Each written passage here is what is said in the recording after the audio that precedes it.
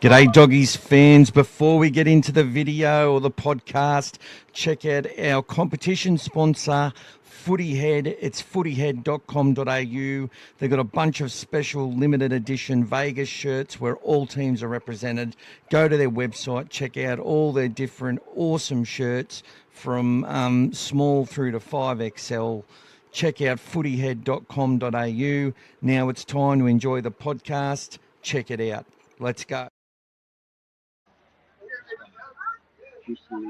Signature blend thing there.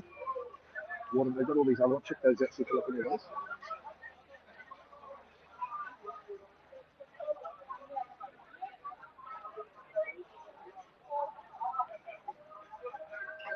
Well, still look around. Yeah, of course.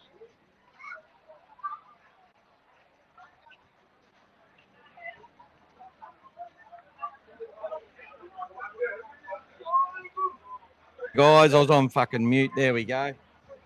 G'day, people. All Things Bulldogs. We won. We won. We won. Well done. Woo-hoo!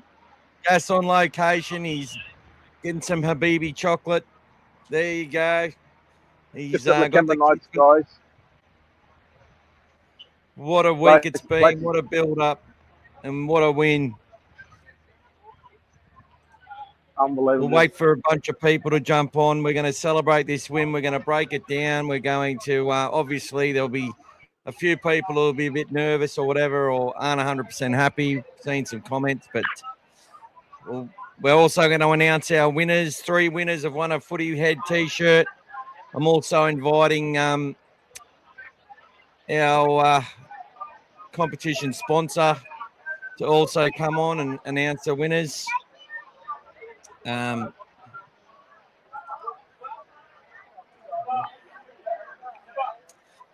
just telling him to click on the link and can come on the live stream. Hopefully he'll be able to come on. And we'll get him up there.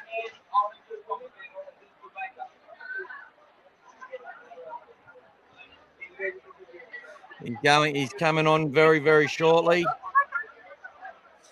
And we'll also do the draw, and the winner is going to win a Jacob Preston, the first try scorer, number plate for the winner. Got about 50 people that I've put into that draw. So there you go.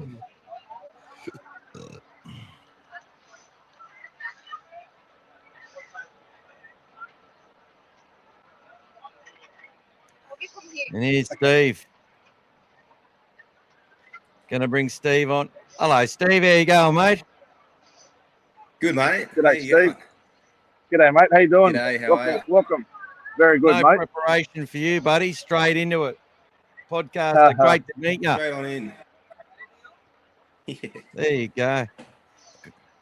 What did you think about the day, mate? What did you think about the game? Yeah, it was good.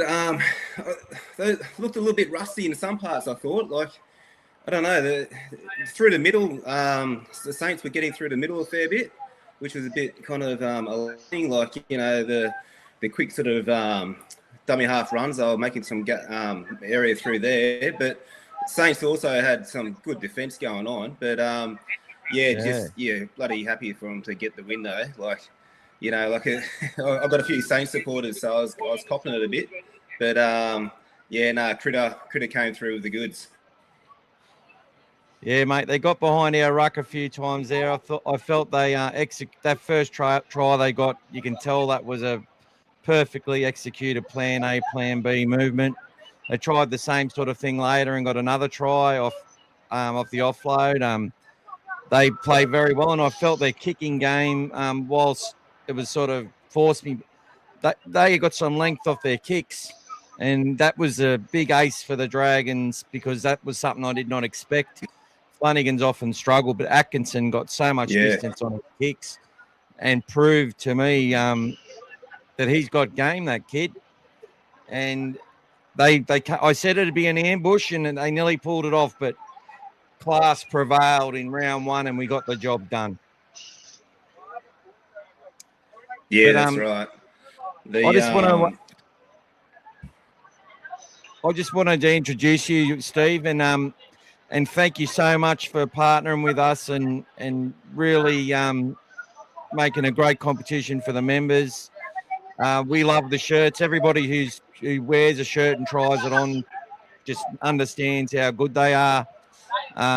They feel comfortable. They look good. It's an Aussie larrikin rugby league culture through every design. And now we've got 3 winners. Did you want to announce those winners for the people now? Yeah, for sure. Absolutely. Let me just get the notes up. So, yeah, firstly, I just want to say thanks as well for getting Footyhead involved because, you know, it's awesome to see, you know, you guys so passionate about the game, and then also obviously being a Bulldogs supporter, couldn't help but, you know, want to get involved. So thank you. And to everyone who kind of liked and joined all the different socials and all that sort of stuff, thanks for everyone for getting into competition. So I'll start with I'll go through the 3 winners of the first winner was Akram Zoe. There we go. So congratulations, mate. Hey. I believe you're getting yourself a Viva Los Belmore t-shirt, so that's awesome.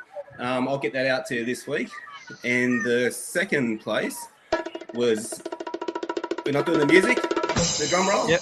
There we go. Was Tim Gray. Hey, Timmy. So, Tim, I'm going to get out to you one of the new drops, which is the Dogs of War t-shirt, which is it's a new design, so that will be going out to you as well this week. Not least is Jack Barber. Well done, Jack. Barber. Congratulations, mate. Hey, Jack. Well done, Jack. I'm going to get out as well to you. I'll get your Viva Los Belmore limited edition shirt out, and that will be heading out this week as well. So awesome. Congratulations to you 3 guys, and also thank you to so everyone much for who your support, joined into the comp. Yeah, no thank worries. you so much to everyone who entered. And Steve, tell me a little bit about Footyhead. Give it a plug. Yeah, for sure. Yeah, so Footyhead, like basically, if you know, like as a rugby league player back in the 90s, there was all those sort of, you know, culture sort of calls that you'd hear from the crowds yelling out, you know, and they can't run without legs and all that sort of stupid sort of stuff that, you know, any rugby leagues supporter would know. My mum's and we favourite. thought, we thought it'd just be fun, just to have a bit of fun with some t-shirts, you know, and kind of get those sort of shirts out there where if you know sort of thing. You know, if you're a footy head, you'll kind of look at it and go, yeah, that's kind of funny, you know. So that's kind of where we're at with it, and just playing on, really the footy culture and having a bit of fun with it. So by all means, if anyone's got any ideas or any sort of other sayings that, you know, that are out there, email them across and jump onto footyhead.com.au. And if you subscribe as well, we'll give you a 10% discount code. So subscribe at footyhead.com.au to our email list. You'll get yourself a discount code. Plus, if you do come up with a Footyhead t-shirt idea and we make it up, obviously we'll give you a freebie. So, just get involved. It's just a bit of fun. A bit of fun. And it's just a shirt for footy fans. So, have a bit of fun with it. It's a win-win for everyone. Yep. Beautiful, mate. That's it. And hopefully we'll have a dog father one out there shortly. That's right. We're working on that one too. So we'll get onto that. Just wanted to get the Vegas stuff done first, and then we'll get the dog father one done. Yeah, really well done, mate. It was a pleasure meeting you, and you know, maybe we can do something else later in the year, hopefully. You know, and I'm going to keep you on the website, a link to your website and stuff. We'll keep the little logo going, just as a thank you to everything you've done for us in relation to this, and hopefully it's got a few more little sales for you, a bit more awareness, and bit by bit it'll trickle in a little bit more, and grow from there. Well done, mate. Yeah, Well like it's done. it's just good to be involved with like-minded people. So thank you. Yeah. All right, mate. I know you had dinner guests and everything like that. So I'll let you get back to it. Feel free to keep watching. We're going to get into a review. We've been going every night this week, so I'm going to have tomorrow off. Sounds good. It's been great. All right, mate. Well, it was great to meet you in the flesh and have a really good chat. Thank you. Say goodbye to Steve, everyone. And I might see one of you guys at the game soon. Yeah, definitely. Yeah, mate. Let's catch up. Let's catch up. Don't break defence flag in the kennel, mate. All right. See you, Steve. Yeah, I know where to find you. All right. See you guys. Take it easy. See you, mate. Have a Thanks, good one. guys. Thank you so much. Bye. There you go, everyone. That was Steve from Footyhead. He supplied the 3 winners have been announced. We had Akram. He actually came first in the competition. He named the team exactly in the right order, number perfect. So well done to him. And he put that in quite a while ago. Timmy also got it done with he had the team right. He just had the order around a little bit wrong. And Jack Barber also had the team right. And the thing was, he actually he forgot to put Leo Thompson in, and it actually worked out really well for him. He's like, oh shit, I'm going to lose. I put Leo. I didn't put Leo in the team, and then it worked out really well for him. So we're going to do the draw a bit later for everyone who entered. And had their some people didn't put their details on and stuff, which is funny, but none of them actually got it right, which is good. But we've got about 50, 60 people that'll be on the spinning wheel, and they'll win a Jacob Preston license plate. I'll show you it here. Right here, guys.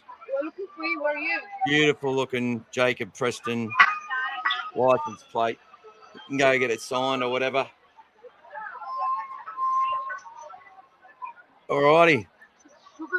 Let's check out some chats, Gas. What are you drinking, Gas? What's the drink tonight?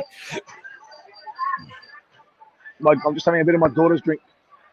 She's got Bubble some bar. bubble bar, something blue and bubbly. And you get a blue tongue.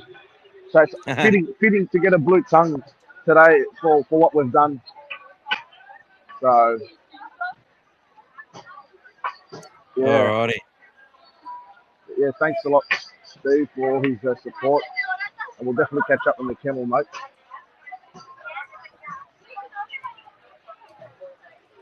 All right. What's that been happening, Gas? Mate, What yeah, mate. like at the Leagues Club today, mate? Mate, Leagues Club was absolutely packed, mate. It was an amazing atmosphere. It was like 99% Bulldog supporters. Thankfully, there was only the sporadic ones wearing the red and white. But it was everybody was extremely well behaved. It was great atmosphere. People were sort of sitting on the edge of their seats the whole game. And then obviously when that final kick went over, as I'm sure with everyone around the world, there was just a massive eruption and celebration. And then obviously, you might have seen the video I posted, guys. There was even a Bulldog chant that came in straight after it. It was just, jubilation. I mean, it kind of reminds us of those grand final victories. It kind of reminds me of those guys. Like when we were when people go to the Leagues Club, and there's always that sort of stuff happening there as well. So, yeah, very, very exciting. But I've got quite a few things to talk about with regards to the game. So when you start getting into the review, mate, I'll give you my point of view as well. 100%. Lots to break down. I was very, very happy with the performance. I felt, Dragons definitely brought. I knew there was going to be an ambush. I knew that we were going to have to win that game, and Dragons the same. We'll go through all the stats. I actually haven't looked at the player stats yet, but I'll tell you who I was very happy with throughout the game. I felt there's some really big moments in that game for us. We did have a bit of luck as well, but when you become one of the better sides, you start to make your own luck. And, There was some moments in that game where things were just overlooked and taken for granted against us as well. We didn't let it worry us. We got some calls, which if they went against us, I wouldn't have been happy about. So I can understand from a Dragons fan's point of view, but they had opportunities to win and they weren't good enough. Simple as that. They had their opportunities. They didn't win the game. We won it with 6 seconds to go.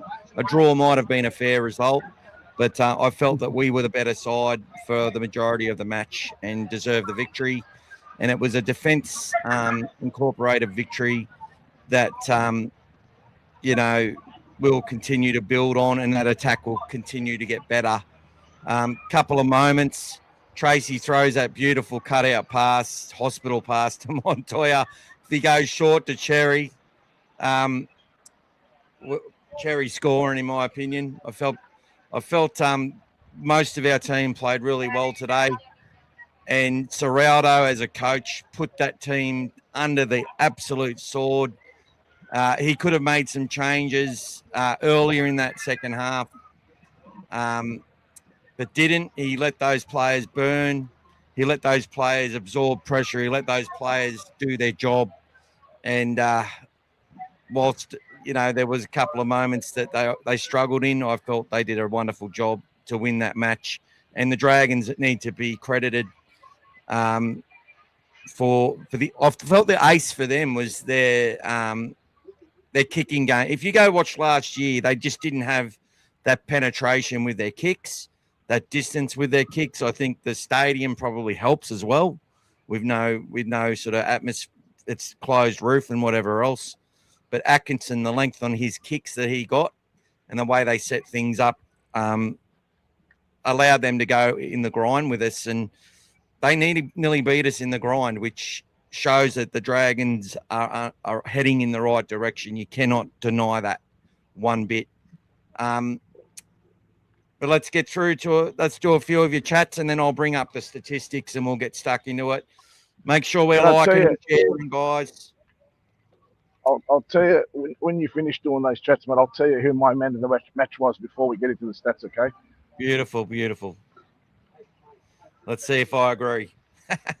Shelly 68, Vegas excitement all week, hard to concentrate, clunky as hell. We'll take any win. Yeah, mate, I was wrapped on how nervous they looked. They looked so nervous, but that actually made me feel stronger about the performance. They didn't, they had a good time, and they joke around this team. They got a great culture, but they were serious about that game, and they were up against good opposition, man, that did a good job. It was so interesting, but I thought Burton kicked, but it was the captain. Yeah, exactly. And didn't he nail it? 5 seconds to go. He puts it right through the middle. We got a good call. I will say that, if it's called a loose carry, I can't argue with it. But the ref had the balls to make a call, and they had no challenges left. That's the way it fucking goes. That's the way it goes. I mean, Michael, even in that set as well, we should have got a 6 again as well. So he didn't call that. He didn't want to call that, but we ended up getting that one there. So There's a lot of calls. I mean, they were getting a few 6 agains early. I know we got majority of the penalties probably, but there was a few there that they didn't give to us, and it kind of stalled us a little bit, but gave them that early possession. I think the possessions flashed up on the screen early in the game, and they had a dominating possession. So yeah, like you said, you make your own luck, but our guys, as equally as challenging as both teams were, our guys still wanted that little bit more, and just showed why we are the Golden Point Kings in the NRL. Nobody has a better record than us in Golden Point, and we just did that again, guys. We did that again. Right. Unbelievable execution. He's asking if we reckon Critter will be charged. Look, I don't think he should be. Less than a metre off the ground. It wasn't as bad as Reece Walsh's hit during the semi-final series. No case to answer. Play on. Matthew Dwyer, welcome to you, brother. Scott Wilkinson, welcome to you. Up the doggies. Sayed Jamal. Hey, boys, great win. Very hard, but I think would have personally put it down on a new place, different field. Elevation, would love to hear your thoughts. Yep, we'll definitely talk about all that, my brother. Timmy said Preston anytime try scorer. well, as our number one try scorer, he's definitely the one to go. I know D put out some stats on where to focus. He said, the basically the way it turned out, and he got up one of his multis that he did. Simon Halubi, it was so intense today. I was so surprised. G'day, James. Yeah, the boys, it was scrappy, but got the job done. Up the Dogs, got the scoreline wrong, but I got both try scorers right. So well done to you, James. If Cherry scores, Mick, I collect 5K. Oh, no. And I tell you what, Tracy just had to give him the ball, mate. Instead, he threw it was a beautiful pass out to Montoya. Don't get me wrong, but that's what happens. We stripped him for numbers. And that's what it comes down to. Their winger made the right call. Sometimes they turn in and then we go down the edge. I think if that game's played on a normal size field, I think we win by more. That's just my opinion. Let's keep going. Bad luck for Shoei. Timmy says, I was saying that it should have been a draw before Golden Point. The ref had a poor game. What are your thoughts? It's not a perfect ref points, much like the way both sides played. It's one of those things. And I think, it's still not as blatant an error as the Jamie Soward thing going back to 2010. So we still haven't been paid back for that yet. Yep. Sides will improve on it. And it just goes to show all this crap about trials. And, Newcastle had the hard prep. Cowboys looked like world beaters. Marnie was going to change everything and he was dominant. I felt Marnie did it. I felt his passing was really good today for the Cowboys. But they weren't as hardened and as ready to go as the Knights. As simple as that. And the Knights outplayed them over 80 minutes. Joby says, good win. I don't think Critters. That's a really good question. I've forgotten your name already. Frederick. That's your name. Frederick. Frederick actually watched the game with me today at my house. So there you go. He's not a big fan of Critter either. So boo. Wasn't quite 50-0, Paulie. No. They did very well, the Dragons. So I wouldn't say we're 20-point better, but I would have been happy. Obviously, people would have been happier with a couple of extra tries, and I thought we were actually building to that. We made numerous small line breaks. That's right. Keeping Vegas clean. Dragons in the bin. That's it. 5-1 in the low breaks. How was that? Line breaks 5-1. Yep. Salmon was g'day at Robbie 04. I thought Salmon was outstanding. He was. He made some really crunch. He had some crunch moments with a great tackle that knocked the ball free from Moses Sully. He's the one obviously there chasing down the drop kicks, putting the pressure on one out. He was backing up Connor Tracy. That's what I mean. He took it to the line, got hit in the back, created space. We never looked real. They had to execute 2 excellent tries, in my opinion, to break us. They did their homework. They did everything they could. They got repeat sets. They executed. And that's how it goes. Like, that's what you got to do against good sides, and they did it. But I felt the Dogs. I keep saying it. I don't expect that attack to evolve immediately. It's going to take time, and we'll keep saying that. Young halves, I felt they both did a good job. I thought Galvin was outstanding today. Only probably the one issue was he had that bad pass early, but Matty Johns thought that was all right. And then you had going on the left edge, and then we had him, after he set that try up for Preston by sucking in both defenders with his eye work and the line that he ran, targeting that defender was brilliant. suck Flanagan right in. But then the next time Flanagan was hitting Galvin, that was the end of Flanagan was going to hit his target, Preston. Even if he goes out the back, nothing happens. They had it covered, the Dragons, but maybe that's a time where he steps inside. Michael, you gotta remember, a lot of people will talk about clunky and all these sorts of things, but that was the first time that our team has played in that configuration. So even Carras switching over as well wasn't always something that people were aware of. So he switched over to go back to Critter's side, where normally Montoya's on the left as well. So there were so many things that changed. You know, they switched over everything. So and that was the first time that Montoya and Carras played, you know, from a non-training perspective. So it was completely understandable for them to have sort of all those challenges, because it's you're playing on a completely different side to what you're normally doing. It's not gonna roll off the tongue straight away. It's not gonna straight away be automatic. And for me, the biggest thing is the 2 points. In a couple of weeks, nobody will care how we got those 2 points. We'll be looking and going, thank God we did get those 2 points. So people have to sit there and remember that you don't win a premiership in March or February. It happens at the back end of the year. All you have to do is build until there and prime yourselves for the back end of the season. And I think today was absolutely amazing. You know, the Dragons were desperate. We were equally desperate. And yes, people think it could have been a draw, but we were still more hungry to get the win. And that supersedes everything else for me. That was just outstanding. Yeah. Oh, look, there was only a couple of times where I felt the Bulldogs quite early in the match, actually. There was a Max King run where he got the ball off a standing start pretty early. I was like, uh-oh. But they rectified that pretty quickly, I felt.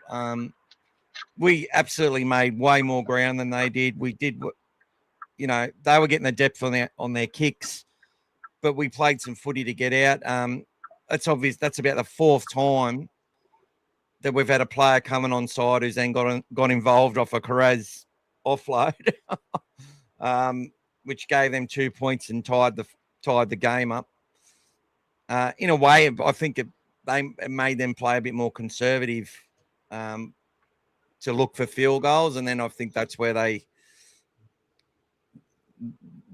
think they could have pulled the trigger on one more play and potentially put us under a lot more pressure, but instead we're trying to win it. But both teams are out on their feet. I felt the Dragons' fitness right up there, that they went a long way. And those Couchman brothers, with that mobility that they possess and their leg speed, that's coming from the Ciraldo playbook. And they've developed those kids. They're top quality. And like the Dragons are going to be, if that youth can continue to develop, they bring Kaloa Matangi in as another sort of workhorse in the middle with a bit of mongrel and a bit of, and he plays hard. They're going to be very tough to beat over numerous years, especially once they develop those halves of theirs, which they've got quite a few good ones coming through. So Dragons fans should,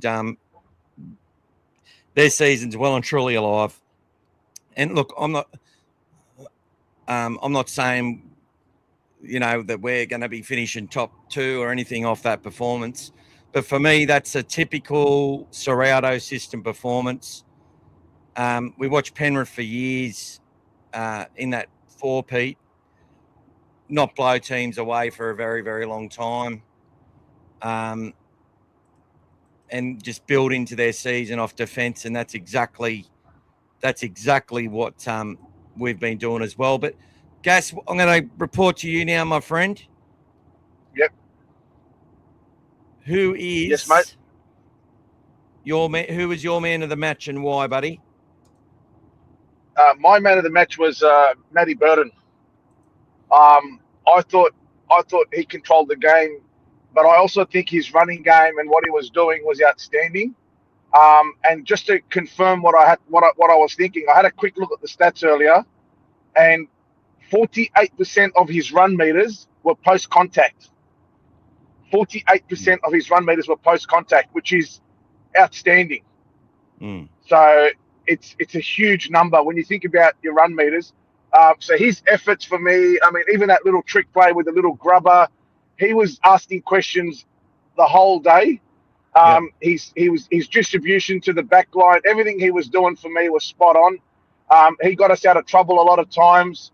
For me, I thought overall as a whole, I know that Critter got the final kick and everything, and that was great. But for me, Birdo was if you watch the game again and you think about what I'm saying and you have a look at what his efforts areas are and what he did, you'll probably see. And I'm sure all of us are going to be watching the game again. There was too much emotion for all of us to absorb that game in one hit. But for me, the more I saw what he was doing, the more I realised why he's such an integral part of our team. And he really controlled that game for us from that perspective. Nailed a few of those torpedo bombs, but as I mentioned last night, they were easily gobbled up because there's no real demons in those conditions for them. So yeah. But again, for me, I thought for myself, there was a lot of great players there as well. Don't get me wrong, but for me, I thought Birdo, took my man of the match. For me. Yeah, I'm not going to call him my man of the match just yet, but he's definitely taken home Dally M points, in my opinion. For me, it was he had two really decisive runs from dummy half. And this was something that he did he's so underrated, Matty Burton.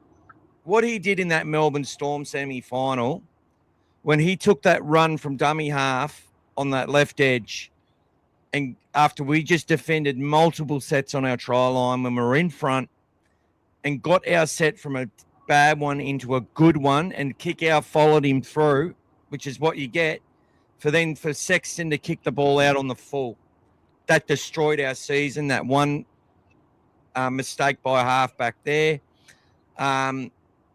Go Toby, love Toby. He'll probably feel exactly. He'd be like, yeah, I fucked that. And I put us under pressure. We weren't able to defend the mistake.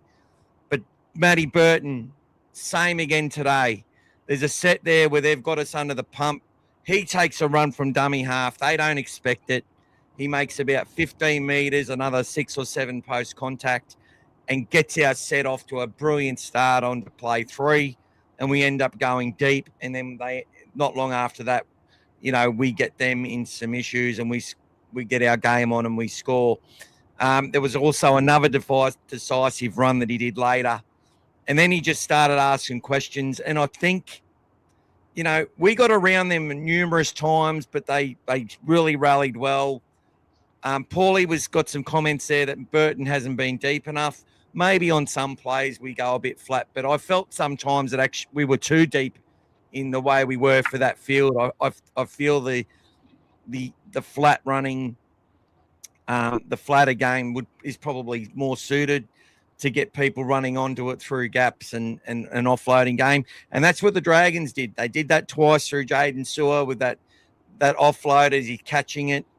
They didn't get it the first time, but Damien Cook's kick, he looked straight at Emre Gula, who knew this was the play they've been working on all pre-season based on how they knew the Dogs would defend. And they scored an amazing try to Emre Gula, of all people, who I felt had a really good game. His first run for the Dragons last year, Daniel Saluka feeder knocked him senseless with a great, didn't legally, I mean. I love the work of Jamin Salmon today. As I said, I thought Kurt Mann was quite good. Satili Tupanua worked his ass off. I felt when he made that error that I felt he should have been taken off the field right then. That's just me. Ciraldo let him. He was really breathing hard. That's why the error happened, right? And he knew it. And Satili's been known for doing that for a long time, like usually playing 80 minutes on an edge or coming off the bench. When he starts to tire, he puts in so much effort, but he's susceptible to an error. And we got one today, and it put us under pressure, and they ended up scoring in the corner not long after that. Max King comes back on for that final 20. He worked his ass off.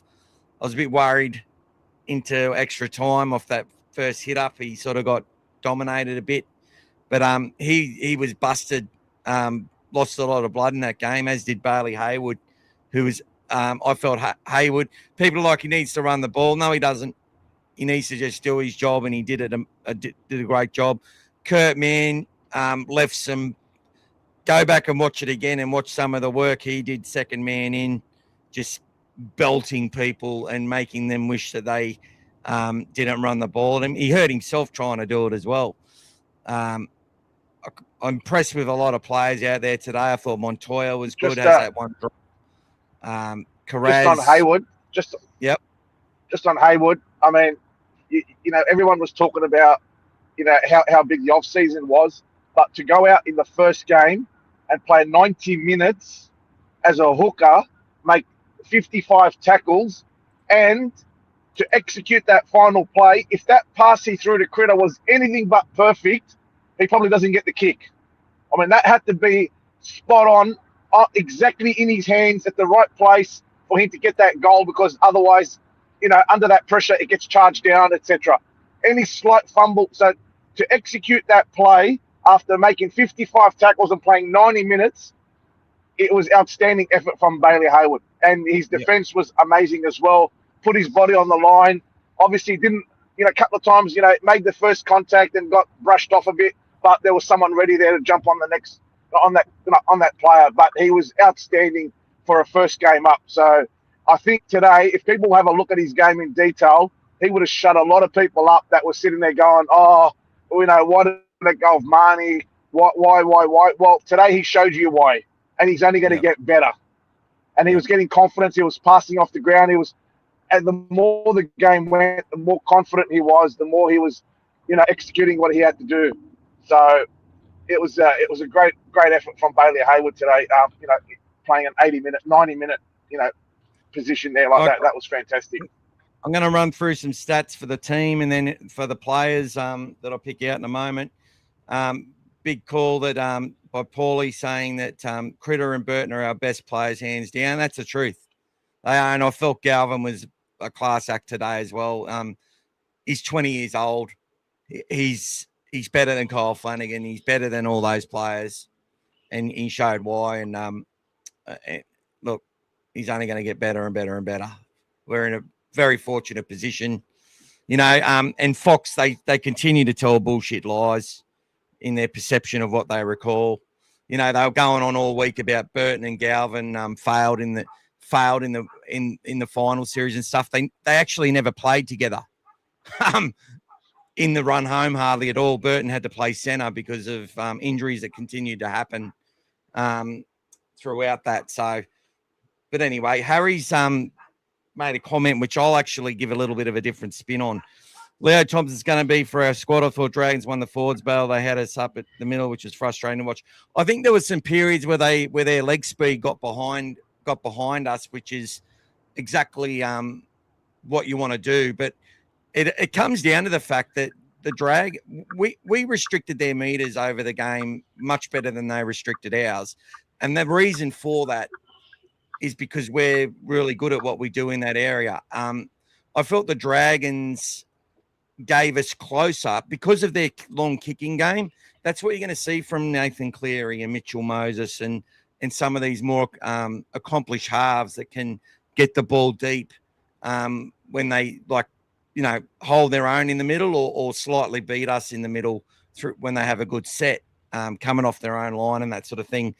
And they kept alluding to it. Cooper Cronk kept alluding to it, how they, you know, a few of them did, how they would get to the halfway and then they just kick, or they get to the 40 and they would kick. But the length of their kicks meant that it gave their team energy. Last year, St. George we would have actually beaten St. George by about 30 points last year. In my opinion, the way that game was played, they tried to grind with us, but because they were able to kick with such depth that I didn't expect, that meant that our boys had to travel further back, which really attacked their fitness. It helped their forwards stay in the game longer, and that's what I mean. That's the back and forth battle you got to play. It's so important when you've got halves that can kick the footy a long way. And I think we'll look at the stats now because they smashed us in the kicking battle. They absolutely smashed us in that kicking battle. I think they would have got more. They would have got more kicking meters, Michael. But I'll tell you what, that you spoke about Sitili when he made that error. If you look at that point in time, up until he made that error, we controlled the game. We had the grind under control. We didn't even let them in our half. We didn't let them in our half. We would have happily just defended that lead and kept going all the way. That error, on the back of that error, obviously Kiko went for the charge down, which fair enough to him because normally he'll get that charge down and recover and make some good yardage. It obviously went away. They got the set again, and then Kiraz came in. It was what it was. It was a bit clunky in defence there, and they got the try in the corner. But that got them back in the game. Up until that point, we could have gone the whole game and still kept just playing that grind. We were doing our bits. Tracy was ultra safe at the back. Him and the wingers were doing their job. It was just typical Bulldog football. They knew they didn't have their best game. We said that last night. If we don't play our best game, we're going to have a tough game on our hands. We can still win, but if we play our best game, if we play to our potential, we'll flog them. But we didn't play our best game, which is amazing, but they're the best 2 points you get. When you don't have your best game and you still find a way to get the 2 points, that's the best way to play the game because it doesn't matter.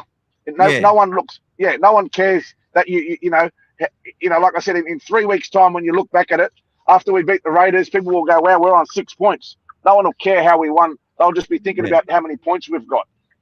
Exactly. That's probably the point I actually want to make, though, is that when I was watching through regular season, early season games, and you had good halves like Mitchell Moses and Nathan Cleary, right, playing against each other, a lot of those games were going down to the wire, just a grind-a-thon, set for set. Who could kick the ball the longest? Power actually won a few of those games by 1 point or 2 points, really close efforts, just with both teams doing what they do and then getting their long kick on, and it was then the first team to crack would lose. And then it was going down to field goals and all that sort of shit. And that's what we saw there because I didn't expect St. George to have that kicking ability and actually played their game around that. Like they had a halfback. They knew they had someone who could kick deep, which they haven't had for a long time. I thought Flanagan's adjusted his style a bit to get a quicker release away to kick the ball. They muffled a couple of kicks due to our efforts. And we punished them, not always on the scoreboard, but punished them for when they sort of capitulated with a bad kick. We were in control, everything we did. It was like watching the Canterbury Parramatta game last year where Sexton kicked for 1,000 metres. Burton didn't actually play, but because he was just able to kick from the halfway line, and we did it for about 18, 19 sets, and no team dropped the ball. And then we went away with it and got a couple of tries late to win the game, but I think it was 16-8 in the end. But we weren't even trying to throw much at them in that game. In this game, though, I felt we had some really nice moments, some good line breaks. When we put the foot down, the boys responded. I think there's a lot to like out of the fact that there was a bit of clunkiness there. Not all the passes went to where they were supposed to. Like even Stephen Crichton early on has a little bit of a brain fluff like he used to when he was younger. Doesn't get into dummy half after that pass went to ground.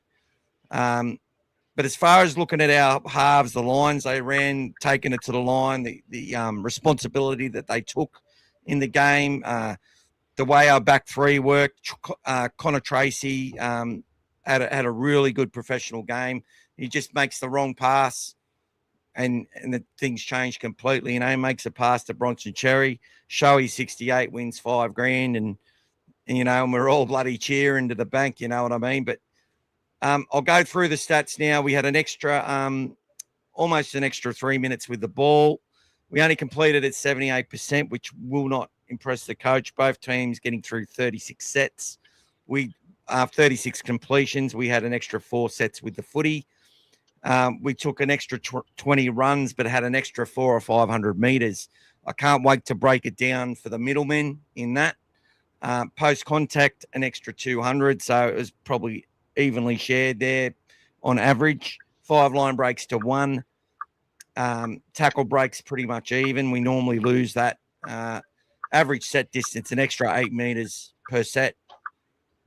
So the perception is that the Dragons forwards they weren't better because they were bigger. They actually had a couple of their the Couchman brothers aren't small, by the way, but they're not huge and they're not enforcers.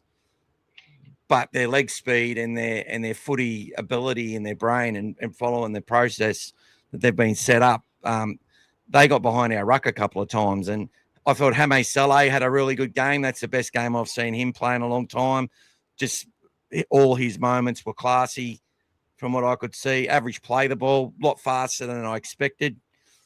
We had 17 offloads, intent in that match, pure intent. A lot more passing, a lot more balls, a lot more dummies, 5 less kicks, and about 340 less kicking meters. It's been a long time since I've seen a team kick longer than the Dogs, which probably suggests that we were making yards. And when you're making yards and you're dominating your opposition team by 8 meters over a match on an average per set, that's what that means is that you're probably closer to the opposition line. You're not doing as many long kicks to get you out of trouble.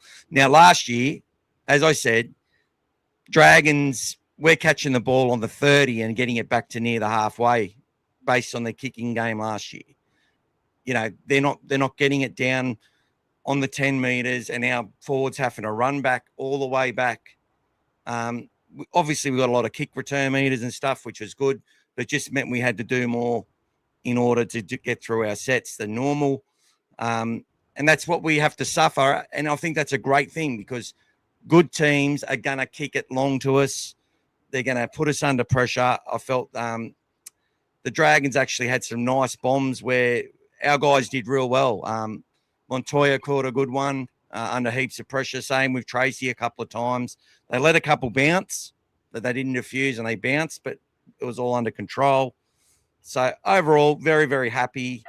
Missed tackles, only 33, which is good for us when we're in a game like that, and way less ineffective. So 10 errors was the bad thing. We got the penalty count by an extra, which was great, which is why St. George fans are so frigging salty. And, you know, rucking, I thought the 6 agains, I thought they were going to be a lot worse for both sides actually today. And I was quite impressed that it didn't dominate proceedings there. So let's get into the player stats. Hayward 55. Damien Cook, I said he was their weak link. I think that's one of the best games I've seen Damien Cook play in a long time. And he's obviously had a massive preseason. And if he can keep doing that for his side and not burn out, they're going to go a long way. Jacob Carraz, 280 metres, kick out 2 line breaks. And Damien Cook, 91 points there. So let's go through our statistics. 69 tackles for Damien Cook.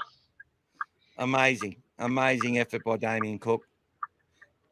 And he's been to Vegas before, remember, and he's actually had 2 losses now. He's probably had more losses in Vegas than anyone. That's right. Tracy, Carraz, and Montoya, 240, 280, 220. It shows that they were having to kick the ball long, and our boys were catching the footy and getting some return happening. But I felt the kicking game was much better than I anticipated. Stephen Crichton, 176 metres is the biggest return we've had from Critter since the Raiders game. And that wasn't through line breaks. That was through hard yakka. Him and Cherry shared the effort really well. Burton and Galvin, 200, nearly 300 between them. Maxi King, 117. Sam Hughes did his job for the first 20. Then they really gave Satilli a long stretch. Kick out, 188 metres, couple of line breaks, as we said. Preston, his average of every week. Salmon, 7 runs for 73, all important, usually off the 4th tackle into the 5th. Kurt Mann, some nice runs. Tilly off the back fence. And Harry Hayes had some good stuff happen as well. Curran didn't actually get a run. He played in the – I was actually he came on, but he came on and made 11 tackles. Extra time. Which would have been the most amount of tackles in the in the no hit ups. You mean the goal point, but no hit ups. I actually was a bit disappointed in that he didn't get in there and get a run. As in, like, I felt he should have been taking a hit up out of our yard there, but it didn't matter in the end. Missed tackles. So we had Bailey Hayward missed 6, 55. Galvin had to make 35 tackles. That's what I mean. They rented our right edge all day. You see Montoya and Cherry, 25 tackles, 7 tackles, versus Carraz and Critter only 14 between them. And Burton only 10. They stayed away from kick out. He only had to make 17 tackles.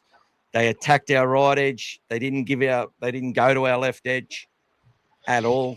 And nearly paid the price for it. Look, they fucking scored. They didn't actually get any nothing happened for them on the right edge. They attacked it the whole time, and they actually got their 2 tries from two perfectly executed left edge plays. Their right edge plays, our left edge defense. I get confused, guys. Kicking meters, 420 for Birdo, Galvin 173, which is typical. And Critter, that's what I mean. Critter's just that player. He takes the intercept. He kicks the field goal for Samoa in the World Cup. Kicks the field goal for us today to get us the 2 points. Job done. Crisis averted. And we'll shut up the doubters for another week. In my opinion, Jacob Preston, it was just another high-class game, another consistent game. Hard to give a man of the match for me. I thought Harry Hayes was strong. I was happy with a lot of the players. I felt Kickout had a really good game. Carraz will be better for the run. Same with Montoya. Lots of good stuff. But I'm probably going to give my man of the match performance to Connor Tracy. I just thought he was absolutely consistent yet again and earned some daily end points in my opinion. Caught every ball, throws that one hospital pass, but makes that break. Good effort by Connor. Hard to give a player of the match to when the team does so many things across the board, so many players doing a good job. And obviously Critter just wins the moment when we need it. Obviously, you can see the importance of that rule where they repack the scrum. And if they're offside a second time, they get sin bin, right? That split second of having to hold, we go the same direction. Same player gets the ball, one-on-one with Valentine Holmes, Carraz in the corner. You can probably just give Critter the man of the match if you want, because the two biggest plays of the day came down to him at the end of it. You know what I mean? I can't see your chats at the moment, so I will get stuck into that in a moment. If you want to look at the player stats for the Dragons, let me know. The Dargans. Gas, do you want to have a chat while I have a look through the chats? Yeah, mate, no worries. There was so many good moments in that game overall for us to obviously be impressed with. But at the end of the day, for me, like the team effort, the will to win. I mean, these games, like you basically try to look for positives, right? That's the whole idea for us. We don't look for the negatives, but to grind out a win, when you've had a big build up. I mean, the expectation from the Bulldogs is obviously, they've got all trying to, and there's a lot of pressure on them to get the result. It's still, and to give you an example of how hard it is, have a look at the first game of the night. I don't know if anybody watched the first game. So Hull had won all of their trophies. They were on fire. They beat Brisbane last week, and they came out and they got absolutely smashed because the expectation was just so strong on them. So it's not always, easy to deliver when the expectation is there as well. And I think the Bulldogs did an amazing job to deliver on that as well. So yeah, I mean, across the park, we had so many top contributors, as Michael was saying. But overall, for me, like the team effort and some of the things were a bit surprising. Like, I mean, I think we did a few things with our interchange that we kept a few players on there a lot longer. Like, I don't think Sam Hughes came back for a second stint. I don't remember seeing him coming back on for a second stint. He was only out there for the first one. And yeah, there was, Satilli stayed on like for 40 minutes. When he came on after 20, and Harry, he stayed on there pretty much 56 minutes to the Satilli end. played. Hang on, mate. You're right, brother. Lots of good comments. Harry says Satilli copped a building today. Yeah, look, that's what you get, 101 kilogram prop. He's got no fear, and he's not a big body. He used to play centre, Satilli. He's built like Crichton, but yeah. Harry says, I love Bert, but that switch needs to be turned on more than off. He has an on and off button too regularly. If you can have that switch on all times, be one of the best. Look, I just think that it's Burton's always one that needs to get into a preparation. Just that he's just one of those ones who's always better second up, always. I felt Kicks was ready to go this year for the first time, ready to go from round one, in my opinion, with no issues. He was outstanding today as well. But it's good to have high expectations of our players. But I felt Berto did his job. Had some really good runs and was very important to our team today. Couple of passes weren't. I felt, watching Berto and Galvin combine in that trial against the Knights, passing was beautiful in some of those plays. I felt it. There's a couple of times where it just wasn't as crisp. Joe says, credit to Galvin, play well. Line took on the Lions, nearly split them. And that's it. And because he's peppering things, he had a beautiful pass to Harry Hayes and nearly scored. That was a great move. Gus has come back, has he? He's drifting in and out, Gus, so we'll see how he goes.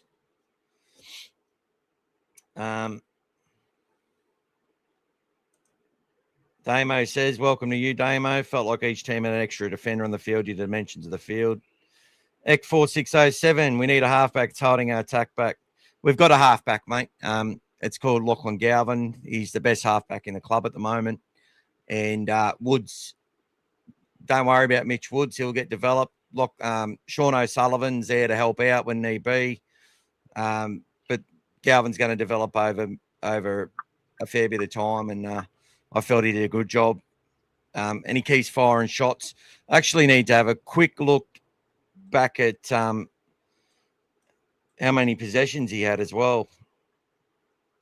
Because to me, I felt Galvin got us to the areas of the field we wanted to get to. And that's what a halfback's supposed to do. He's talking, he's communicating out there. Where are their receipts? And while you're looking for that, Michael, I mean, if you look at the way Galvin played, I think we spoke about it in the last few nights. He's a 20-year-old kid who's basically developing into the player we want him to become. So if you go out there and you watch a game like this on a smaller field and you expect the player to dominate, I don't know what you're looking for, EK. I'm sorry, mate. but I thought he was outstanding today. I mean, he was the only guy that put someone in through a clean break to set up that try in the game, and everything he did was extra effort all the time, and he made 35 tackles for a halfback as well. So for me, 91 possessions with the ball. Burton had 54. Obviously, Hayward from dummy half, 135. That's usually what it's like. Matty Burton gets to use his running game more because he's playing the 5'8" role in a more traditional sense. Had some really important runs for us. He's doing kicks as well, kicking it to where we want it, so we can control the game. They didn't split. How many times did they split us? None. Once. When they scored, that's it. In the corner. That's it. They didn't split us in general field. Why? The only person who created that was Galvin onto Preston, and it's his sleight of hand. The only thing Lachlan Galvin could be doing more of is some of his natural stuff, which is more offloads. Like there's a couple of times I thought he could offload it when he didn't, but he played for the team. He played safe. Burton 4 dummies, Galvin 3. They got the ball. They got the ball out early. It's not perfect by no means. Couple of decisive look. Burton 2.93 second play the balls. Galvin 3.23. Like they're halves, and when they are running, they're getting away the next play really quickly. I felt the discipline of all sides to play the ball of both sides was great. And they did a good job. So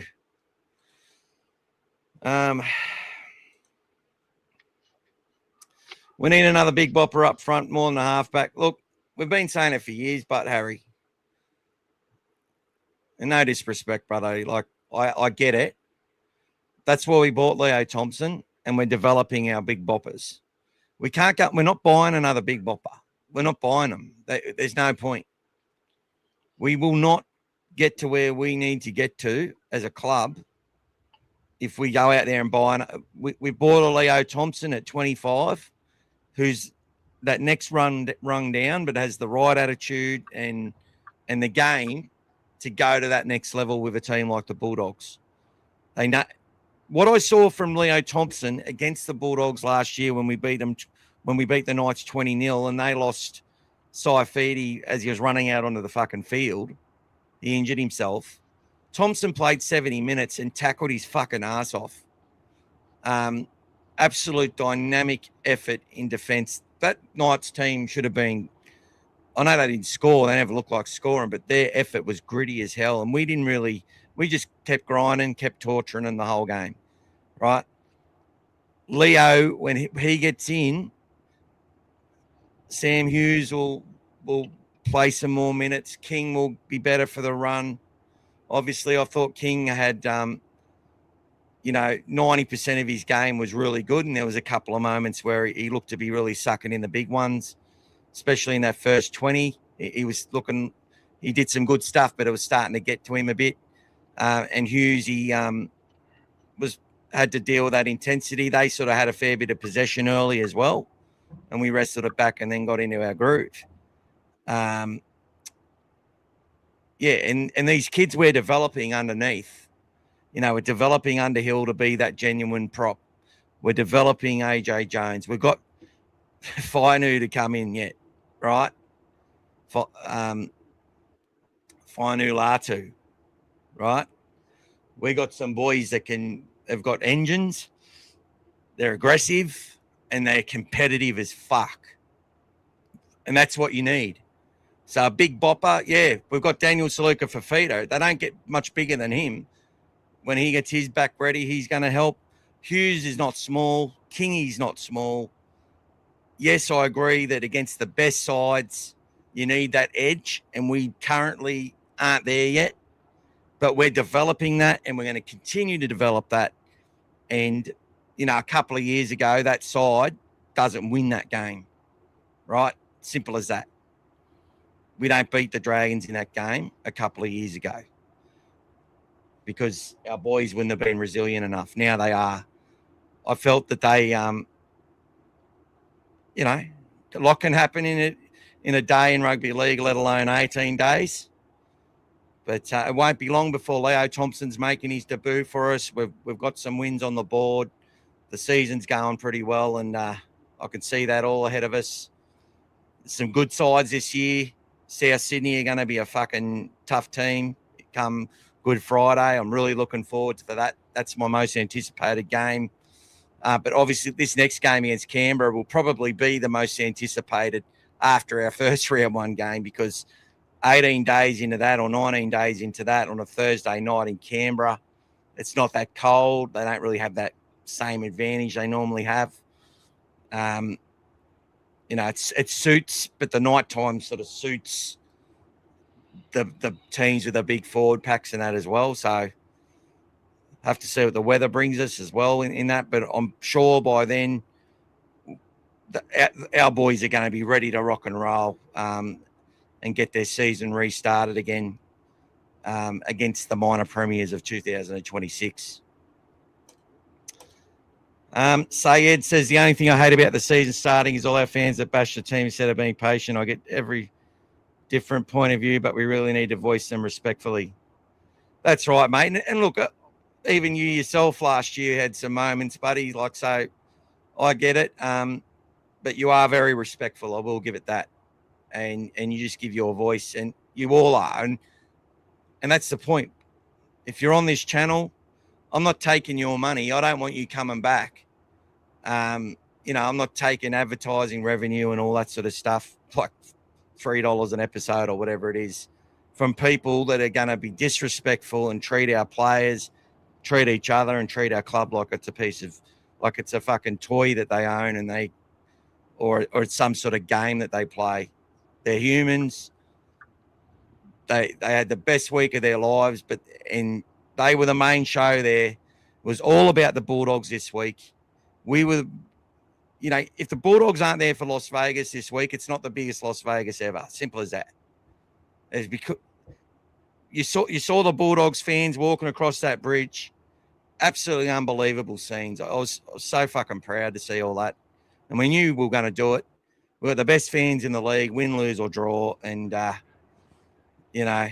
proud of every one of them. And some of those guys are fucking putrid with their opinions when we lose. But it doesn't matter. Family club. They put their money where their mouth is. Any fan that went over to Las Vegas, deserve luck for their team, because it shows great commitment. You know what I mean? I'm very proud of them all. And Stephen Crichton at the end, beautiful pass from Hayward. Good setup plays, bit of luck with the call, and Critter does the rest. He's the magic man. He's the moment man. And Harry, people go and follow Bulldogs commentary on Instagram. Watch Harry's passionate, just beautiful little focus on Critter and on just how good he is, and why he's the best. I love it. I've watched it numerous times, actually. I said I'm a fan, Harry. I'm a real fan. Doesn't mean we have to agree on everything, but I'm a fan. Damien Stafford, g'day to you, bro. Still think he needs to run more to give us an extra dimension attack. Yeah, look, he's not Damien Cook. He's not as fast. And while we had some fast play the balls, I still felt that the defensive lines of both teams were pretty solid. Yeah, of course there would have been a couple of opportunities, but, Cameron Smith barely ran the fucking ball. He's the greatest hooker of all time. One of the greatest players of all time. Will be immortalised.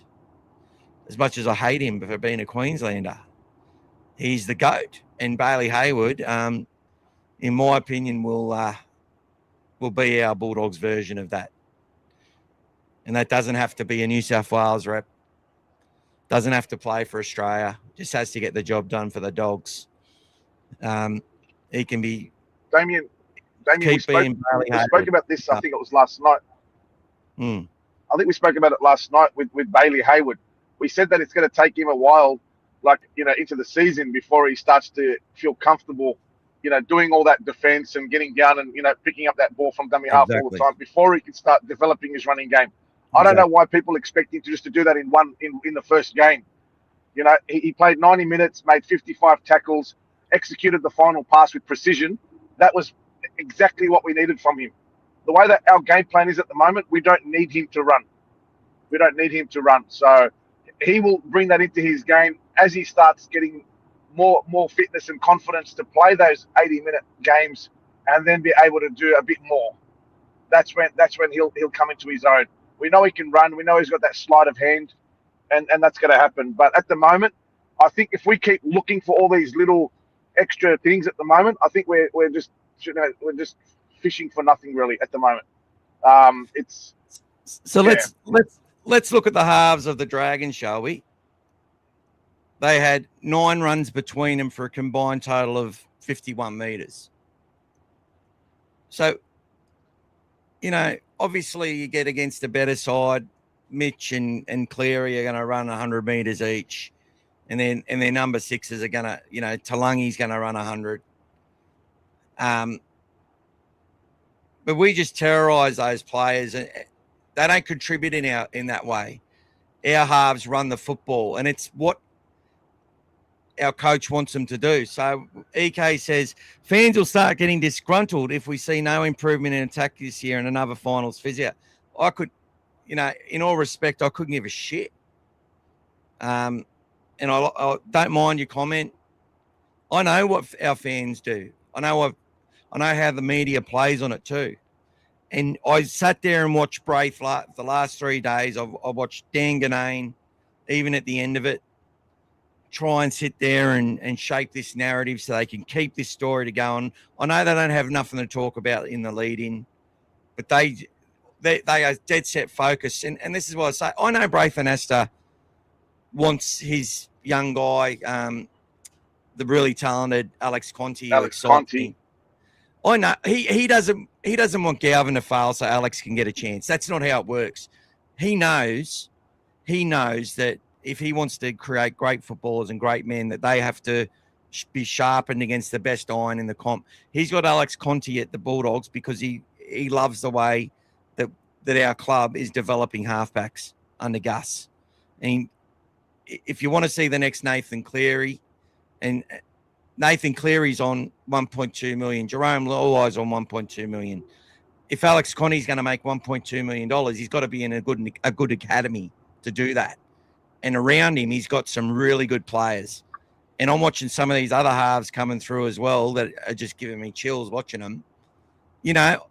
Understandably, the teams might not win that they're in, but that's not what it's about. It's about how they develop them. Winning the trophies is good to get culture going and getting people on board and whatever else. And then you just get that side, which is dominant as a team. But for the Bulldogs, we're bringing players together from a lot of areas, and it's about getting that junior development going for the individuals. There's players who'll just, dive over from dummy half, for example, to score a try. But the actual call from the halves and whatever else was to give us the ball, and they've ignored it because they just dominated a player in front of them. But see, when they get to NRL, that player won't have that dominance. So it's about development the whole way through. It's not always about winning every game and winning every moment. It's about learning the game from the point of view of being an NRL footballer. And that's why Braith has a player like Alex Conti in our system. So in my dead set heart, I don't believe he wants Galvin to fail so Conti can do well. But my point is that if the media that he works for that's so focused on Galvin and Burton's combination that forgets that they didn't actually get to play together much in that season at all, right? That they didn't get to work together too often, just forgets that and glazes over it and just says, yeah, those two failed in the finals. They never played in halves together in the finals, right? So they can make up these bullshit narratives that the whole fan base agrees with. And then when we lose or don't win well enough, people say, oh, yeah, they're not fucking good enough, or they didn't do enough. He wasn't straight enough in attack, for example. 20-year-old playing half, right? Nathan Cleary, as we've pointed out many times, was the 6 coming through Ciraldo's system, and Luai was the 7. So get that into you, right? I know who you'd rather have as 7 than Luai can play 7, no problem, but Cleary's a better 7 than Luai. Gus might think they're closer than many people, but that's just history will tell you that. Galvin may not end up as our best 7 in our club, but right now he is. It's up to Alex Conti and Mitchell Woods and young players coming through, Ezekiel and all these kids, Tyler Munn and Humphreys and Joseph Teupa, who really looks good to me. I'm so excited about him. All these players, it's up to those kids to get through our system, to ascend and prove that they can handle pressure. And I'll tell you one thing now. The reason Gus Gould said that Galvin's one of the best teenagers he's ever seen is because of the way that kid's handling pressure in the NRL at such a young age in such a dominant position. Freddie wasn't playing 6 at that fucking age. He wasn't playing 6 as a 20-year-old. He come in as a centre as a 17. Laurie Daly come in as a centre. Okay? He didn't come through the halves. And it makes me fucking fired up how short people's memories are when it comes to this shit. And then to have Braith, who was a dominant 6 as a 20-year-old, who probably didn't reach his potential, in my opinion. One of the best. I love Braith and Esther, right? He can say more bad shit about stuff, and I'll still love him, right? For my memories from him. And he gave us hope when we were dipping a little bit, just slightly dipping, right? Still a good period, but I was a bit worried. Braith comes to the line, finished 2nd in 2001, 17 in a row before the bad thing happened, right?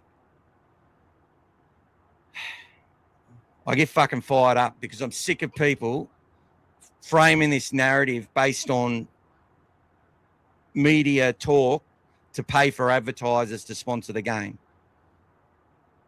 They're all doing their job, no problem, but the fans need to sit there and put it into perspective.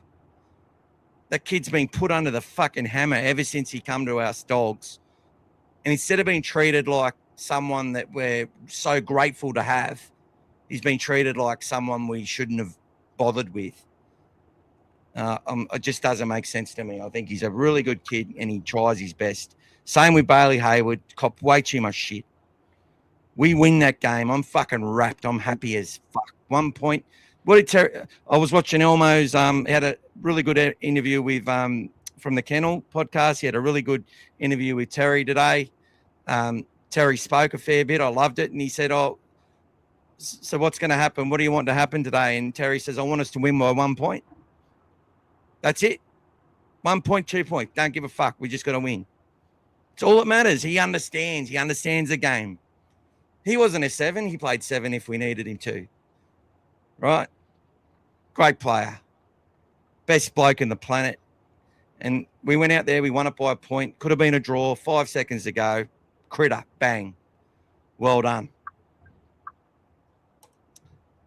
We lack a bit of pace. Okay. Some teams are faster, yes. There's faster teams. Are we the slowest team? Are we the fastest? We're not the fastest. We're not the slowest. And we're faster in some areas where teams are much slower. So, yeah, maybe we don't have some players that it's shut the gate. But that's actually the first time Galvin's been in space and been caught, which was by Kyle Flanagan, by the way. He didn't have much. Right? But he only had a meter, not space at all. I wouldn't call that a break. Like, he only literally got the ball and he had to slow down to take it too. Yeah.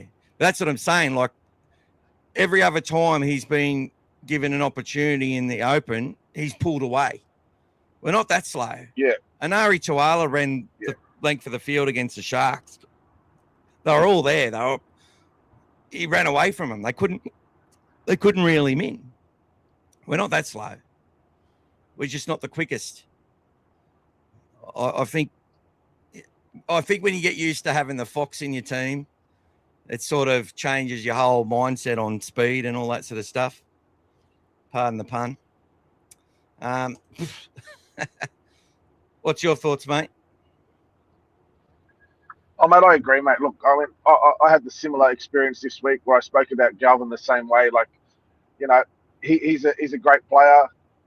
You know, completely understand your frustrations. Everyone's still resenting what happened last year, and they're taking it out on their own team, which is the wrong way to go about it. But look, we don't have the Fox anymore, so you know we're missing out some speed there. He used to make us look fast when he, you know, disappeared off, you know, from those sides. But our guys, if you look at the game today, like even though we didn't sort of get the job done, you know, in the 80 minutes, we still gave ourselves the chances, multiple occasions, making breaks, kick out, etc. And we probably, you know, with a few games under our belt, we might execute some of those plays. We just didn't get the job done in you know, even Critter threw that pass. He probably didn't have to Carraz, even though I still think it went back. I don't think it was forward. But either way, there's a lot of these moments where we could have actually iced the game, you know, in regulation. And we were giving ourselves that opportunity. The guys kept coming. If you think about it, in a game that was so tight, we kept making those breaks and giving ourselves chances. In a game that was so, you know, like, and you know, like Michael said, if it was probably not a smaller field, we may have got the job done earlier and maybe by more. But we had to play what was there for both teams for us. And in that grind, we gave ourselves a lot of opportunity, which I thought was fantastic. It's just we didn't get the job done at the end, but we still got it. We still were patient enough to do it even until the last second. And that's the quality for me of a great team. You know, very connected team that just still has belief. And, you know, an outstanding Golden Point record now. Like, I think easily by a couple of wins better than anyone else as a Golden Point record. Only 3 losses and 1 draw in, 17, 18 games. That's outstanding for a 50-50 game of Golden Point. So, yeah, you know, they've shown they can ice the big moments. Yeah, it would be nice to have some faster players, but like I said last night, the player that I still think has got the most improvement is a player with some speed, Bronson Cherry. And even if you watch him today, he's still always looking to get the pass away and not thinking about sometimes using his own backing. He'll crab a lot back inside and everything. He won't try. When he does do it and he gets it right, it's going to happen a lot more. And then it becomes dangerous for the people outside him. They'll have a lot more time. If you do lose me, I'm going to go the next 10 minutes. I might be in a bad area, just so you're aware. If you do lose me, maybe, okay? Just so you're aware, okay? All right, mate. Joe, So we don't make the fight. Joe's just lots of good comments, guys, and obviously heaps. Can you read them out so I can hear them? Can you read out the comments when you see them, please, so I can hear them? Yeah. I will, buddy. Joe Millennium says, do you think Carraz and Max King look to offload too much, like honestly heart attack stuff? Joe, we don't make the finals if Max King doesn't do 15 offloads last year, if Jacob Carraz doesn't pretty much lead the offload count. It's when he does them. We spoke about this during the week. I know it's heart attack stuff, and they are going to have, in the search for excellence, there's going to be moments that they fail. But the team knows that they are there, that they are doing offloads, they are engaging in second phase play, and it's part of what we do to advance up the field. So without those efforts, we don't do as well. We have to do that. Our system demands that we break the game up a little bit differently. And if we're not happy where we are, we get to a point we give ourselves an opportunity to get down further, to get down deeper, and get our game on.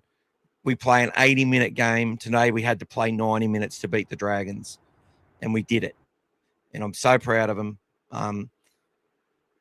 But look, yes, it is heart attack stuff sometimes. Sometimes they stuff it up.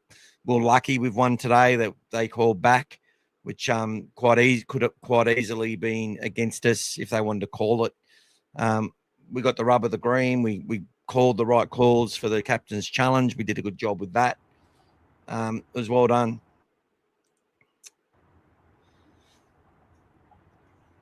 Yeah, look, I'd like to see more offloads in the line, more Robert Ralphs to Roddy Silver stuff, that sort of stuff.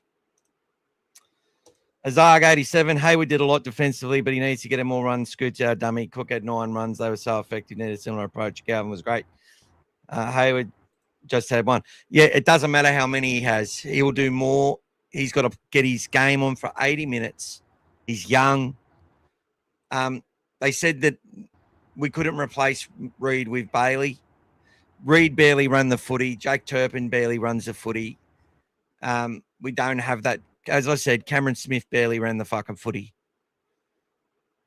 But he had the mind of a halfback and was just relentless in defence. And you'd never think of taking him off the field, ever. Bailey Hayward played 90 minutes today. He made 55 tackles. Cookie had an amazing game, but he's got that extra speed as well. He's been a hooker for 15 seasons. Former beach sprinter. That's his game to run from dummy half. If he's not doing that, he's not playing his game. Hayward played his game, played his role from the team. We need to understand that as fans. And that's probably part of the reason Reid's not with us, because there would have been some moments under sufferance where Reid takes a run when it's sort of not on, or he goes for that hero play, which can turn a game, and no risk, no reward. Get it? It's a fine line. But too often, pushing his luck with that sort of play, too impatient, redlining. Bailey's out there trying to get through 80 minutes, guys, to get that resilience, get that toughness happening. Got his head cut open again today. Attempted 60 tackles, made 55. We had the extra possession. There you go. Cookie deserves, player for the Dragons. Absolute warhorse for them today. And I made the comment that he was their weak link potentially. Well, he turned back the clock today and really showed his value to that Dragon side. And I get it. We look at it and go, yeah, maybe he could have. I sort of look at Hayward and go, there wasn't really the opportunities where I would have felt it would have done much for us if he had a run. Better that he gets the dummy half and he gets the ball to where it's supposed to go. That's better for me. That's my point. Yeah, Harry, 100% agree, buddy. I know what you mean. The only way we get that enforcer is if Thompson goes to that level while he's with us, or we develop that player in our team. We can't stuff our salary cap up and go and buy another big bloke. Unless they want to come to us for a really good price, and it's basically like, we can get a couple of our edge back rowers at a bit cheaper, for example. But that's what's going to happen. By the time Kick-Out finishes, we're going to have to pay more for Jacob Preston, if you know what I mean. And then we might be able to get some more money into a bigger bopper, or hopefully we've developed one that's going to, be one that other teams want to get as well, and we're able to retain him within us. The Broncos didn't go and buy their forwards for their premiership. They developed Payne Huss. They developed Carrigan. They developed Willison. They developed Brendan Piakora. He nearly come to the Bulldogs. Trent Barrett. Dean Pay actually was trying to get Brendan Piakora at a real young age, and he's an enforcer on the edge. But I know what you mean, mate, and I totally accept it. It helps. But James Fisher-Harris is actually smaller than Harry Hayes, technically shorter and lighter, but he plays like he's an enforcer. Moses Leota, another one. But they don't dominate the stats. They dominate the tempo of the game. And I know what you mean. we had Asatasi and we had Mason and we had O'Mealy.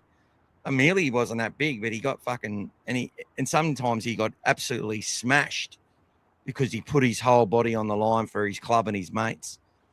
But he kept coming, and eventually, where he was getting pushed back at one point, he'd be pushing them back by the end of the game. He was so determined.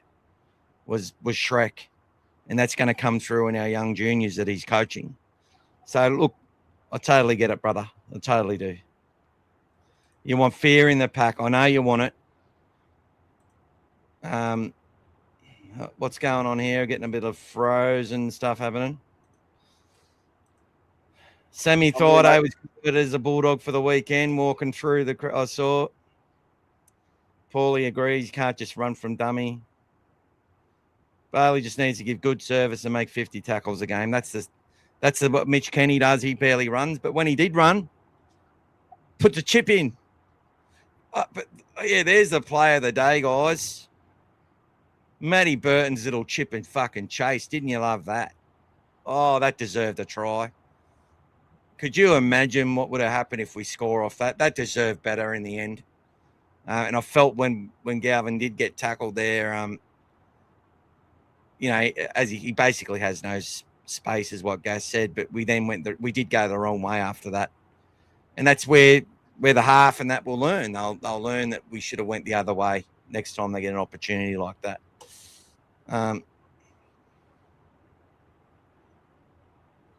Yep, that's a fair call. But our halves run the ball, and that's the way that our system works.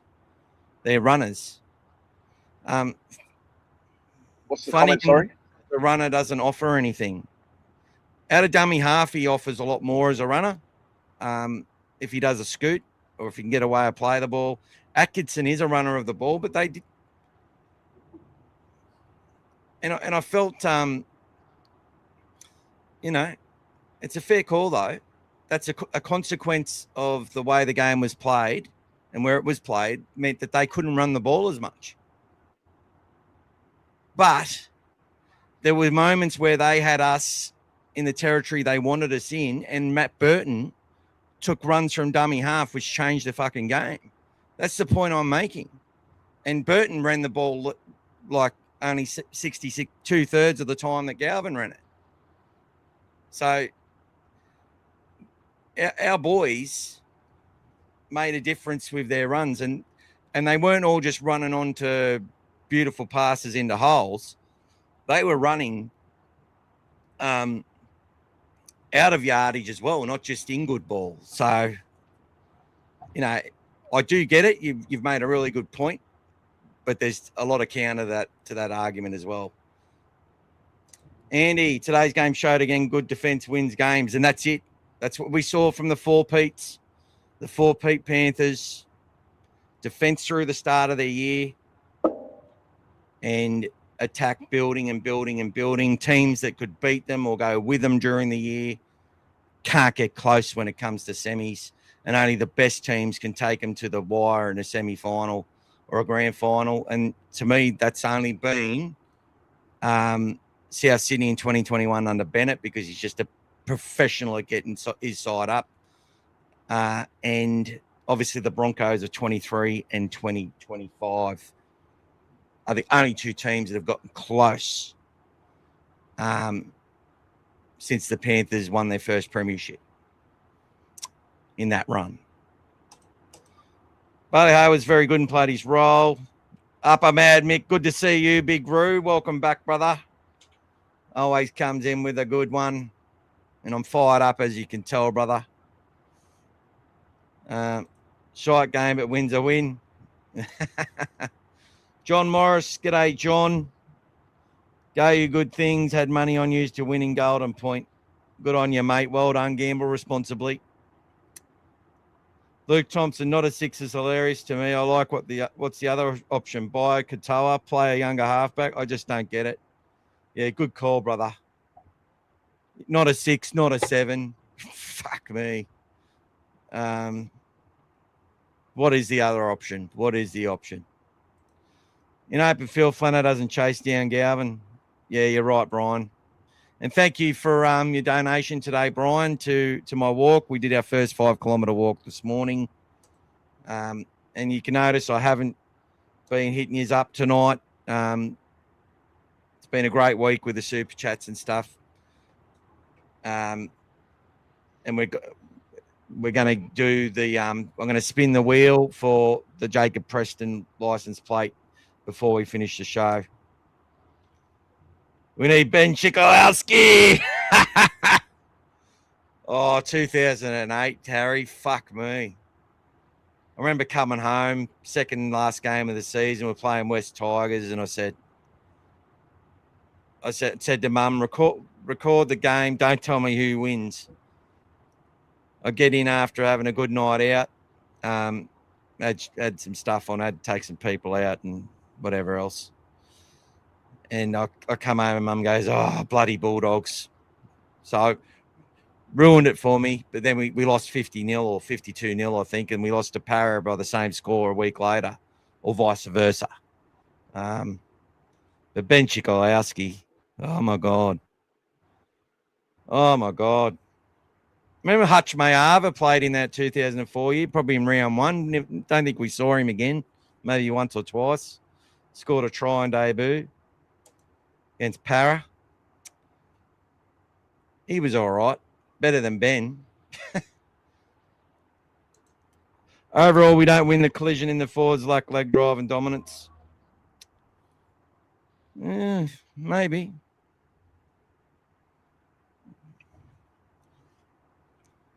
I think, yet again,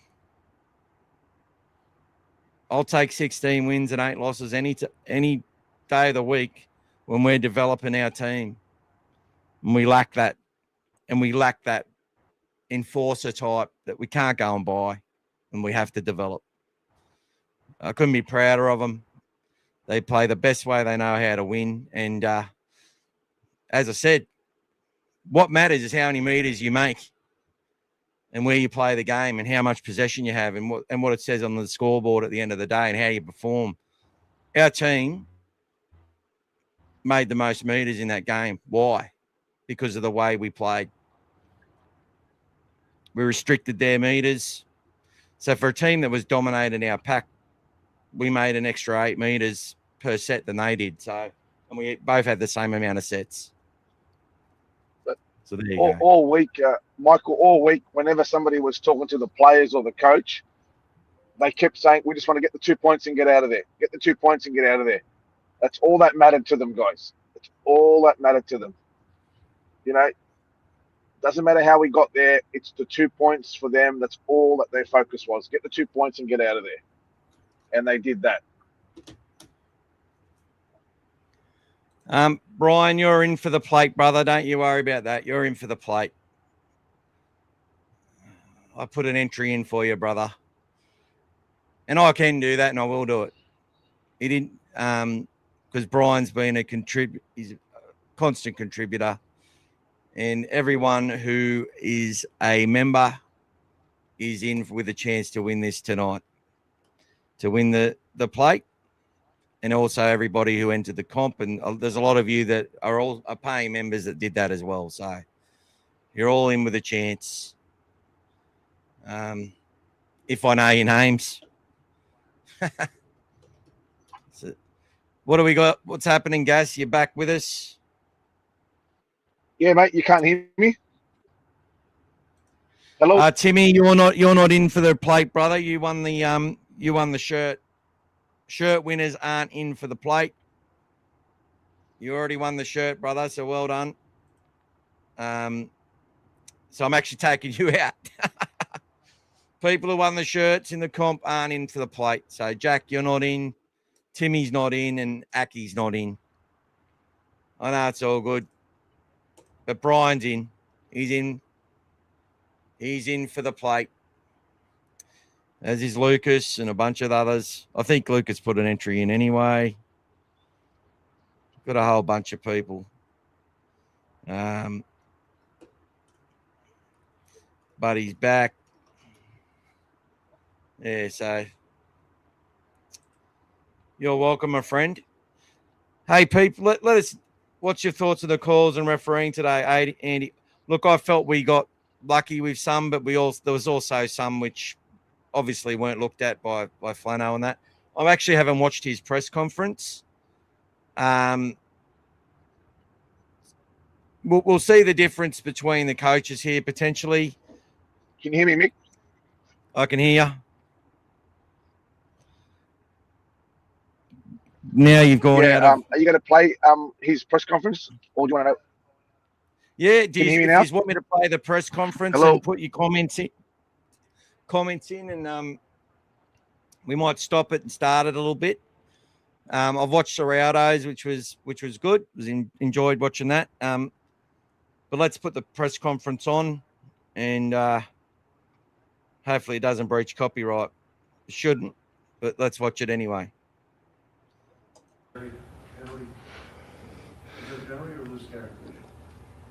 It's a loose carry, man. Every day of the week, without a doubt. So there's that. There's a lot of others. Just going to turn you down, Gas, while we watch it. Yeah, no worries, mate. As well. So we didn't get the rub of the green, that's for sure. And as I said, just disappointing, but it wasn't decided, in my view, the right way. But I mean, in some sports, the game goes to overtime or set in tennis, it goes to tie break, they get an extra challenge. Would an extra challenge be in goal point matches because you used up yours in 80 minutes? Yeah, I think it would. Yeah, definitely. That decision, whether it was going to be changed, I'm not quite sure. There's a couple of others that went to the bunker that I thought that were strange, to put it that way. Try and find a nice word about it.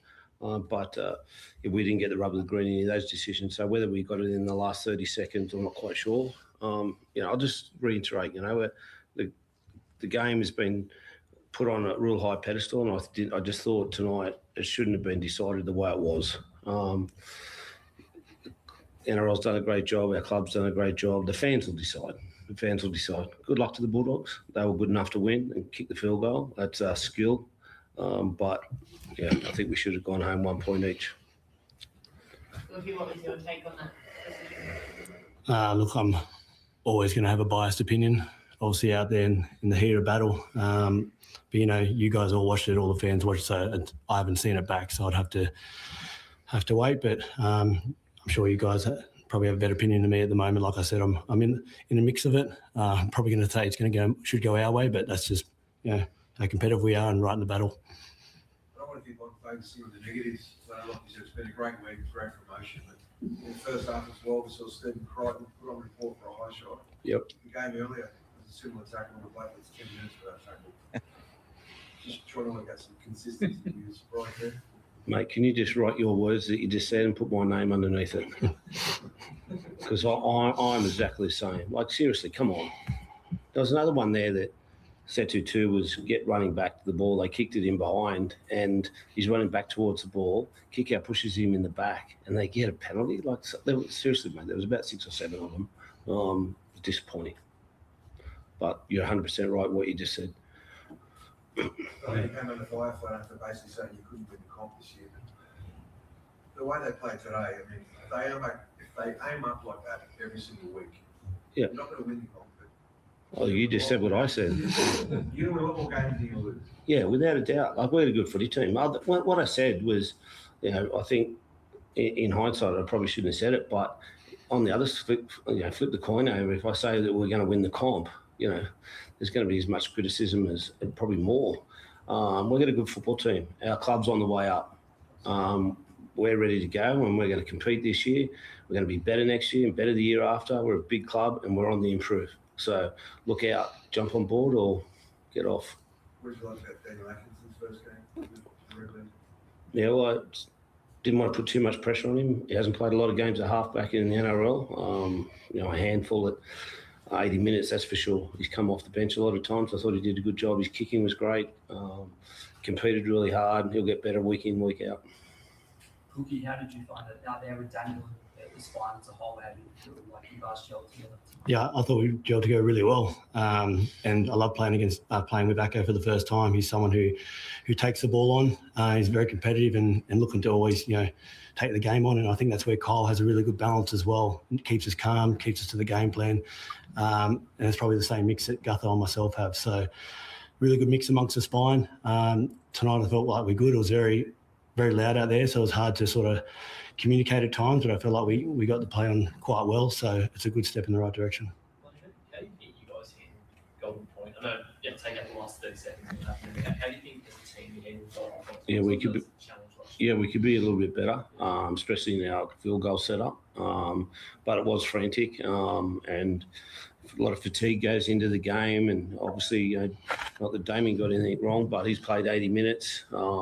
So a lot goes into it. As I said, they just nailed theirs. Val's so good at that. We had 2 shots, I think, and Crichton just nailed his. That's the difference. A kick at goal was the difference. So Dragons fans, I think, will be pretty happy. Shane, a nice moment for Setu getting the try on debut. What did you like about his performance? He's a competitor. He's going to be a good player. He'll get better and better each week. Making his debut today, scored a good try, a classy finish. Was really, really, really good under the high ball. So get better each week. Thank you.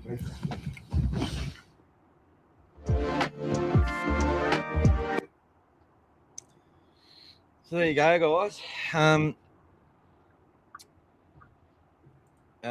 Ryan says, respect to Cookie for basically saying no comment because of bias. But surely that's a $20,000 fine. And I actually saw I think when he watches the replay of Setu 2 running an escort, when I watched the first view of it coming back towards us, I thought, Kick-Out's pushed him in the back. But when you watch it for what the bunker is saying, that's an escort every day of the fucking week. Penalty to Bulldogs. See you later. Nothing to answer. And shoes on the other foot, on reflection, looking at the proper thing. You have got a scenario there where the right call was made. The loose carry thing, I can identify with that and agree. But we're in a position where we earn those calls because we were the better team. I felt we played better. They were gritty. And kept in that match. They fought to the end, the Dragons. They deserve a lot of credit. Daniel Atkinson answered a lot of critics. He's going to be a player for sure and did a good job. But yes, I think the Bulldogs deserve to win. They got the job done. And Flano has gone over the top there. If that's a precedent where he's allowed to basically say they got that decision completely wrong, especially when they didn't. He said it on numerous calls as well. So obviously not looking at his own. The difference between him and Ciraldo is Ciraldo would have said, we didn't dominate possession. We didn't dominate field position. We didn't get the calls. We didn't earn the calls. We missed 33 tackles, whatever it is. He would accept the decision and tell his team to be better. Take them out of the game. It's only rare when Ciraldo says, come on, give us a fucking break after a whole season of copping the wrong calls in nearly every game, where his team's actually following the process, doing what he wants, believing in the system, competing on every play. They don't get any rub of the green. He called it out finally. That's accountability. That's ownership. That's teaching your team they have to be better. They can't rely on the ref to give them every call. Can't rely on the ref ever to give them the calls. And it's, I call it the Sutton factor. You got to beat Sutton. And if you're not good enough to beat Sutton, you don't deserve to win. And Atkins, Couple of bad moments. G'day, Dylan. How are you? Red V bullshit. Get a kebab up ya. We were robbed, says Jag. I feel for you, Jag. As a Bulldog supporter in 2010, I know what it's like to be robbed. And the difference was the Dragons actually dominated that game against the Bulldogs in 2010. We hung in there, got it back, came home, won the game, had it stripped from us. But if you want to win, you need to beat the ref. You need to beat the opposition. You weren't the better side. You weren't robbed. You got a bad call at a bad time, and we were good enough to take advantage of it. Simple as that. But good luck to you, Jag, and good luck to the Dragons this year. Harry said he is going to subscribe to Bar, or he wants to subscribe to Bar TV. It's a good investment, people. It's $20. And I think if you got a mate, you can go halves in it and share the passwords. Obviously, that service costs a lot of money to do, even though some of the games have no commentary and whatever else. But it costs money to do all that, and that subscription's really important to them, being able to basically just pay for some of the costs that they incur to give us all that junior footy, which is really good. Atlas Astro, welcome to you. The boys hung in there, plenty to be excited about, but plenty of work to do. Thank you, Harry. Much appreciated, and good shout out for you as well, Atlas. He's the amazing Astro boy. Fucking love Astro. Atlas. My brother Atlas. Cherry and Tupanua dropped it cold. When? Oh, the loose carry. Maybe. Tupanua copped the shoulder to the fucking face, mate. Sorry. Go watch it. He copped the shoulder to the face. End of story. End of story. Yeah, I can accept loose carry for but the ref called it. Play on. Reset your line, get things done. Don't let Crichton get the fucking field goal. The reason you guys missed field goals is because of the pressure our Bulldogs put on, and we were onside too. It's the team that outworked yours. The Dragons did their best. Very good side. A lot of good upside. Flanagan, in my opinion, they're good enough to compete for September. They lost, 12 games by less than 6 points. Good juniors, lots to come for the Dragons. Big rivalry will remain. And, that's 5 in a row for the Dogs, and deservedly so. 6 in a row. G'day. And how you going? What do you know? We'll strike a lot. Any news on Crito? Will get charged for the falling head high tackle? I do not believe. Can you hear me, mate? Oh, I can. Sorry, I had you really quiet. That was 6 in a row, by the way. That was 6 in a row, by the way, not 5. Oh, is it? 6 in a row now. So we're only 1 away from equaling the record against St George Illawarra, which was 7. Oh, there you go. Well, I reckon we make it 8 in a row. Yep. We get him again, and then we get him in a semi, hopefully. That was a very disappointing press conference by Flanagan. It's understandable, that you're frustrated, especially for Golden Point. But yep. I think it sounded like the media was baiting him, and he played right into their hands. And yeah, I mean, you can't start the year off like that. He's much more experienced than that. He knows better. We had a lot of calls go against us, especially early in the game. There was a few things that didn't, and at one stage, I think there was 58% possession to 42 in the first 20 minutes. So I know we switched that around to 52-48, but they were controlling the game. They had the rub of the green. Things were going their way. So he hasn't done a video analysis, sat there, gone through the game, and had a look at all the calls to make this judgment of his. It's just golden point frustration. It happens. But he's been baited into saying it, and he played right into their hands. It's wrong. You shouldn't be allowed to do that. It's exactly why they give fines. It's because they don't want them to be inciting these things that are not supposed to be there. Basically he's saying the ref was biased. That's what he's trying to say. He went against us and he was harsh, etc. Which he should know better. So, but the media should be just as much to blame for that, because they ask him questions. They know that if they get an answer to it, then it's going to be sensationalized. So, he either just says no answer, no comment, or be just very diplomatic. That's it, and move on. Yeah, I'm going to watch the Bulldogs. I'm going to watch the Bulldogs press conference in a moment.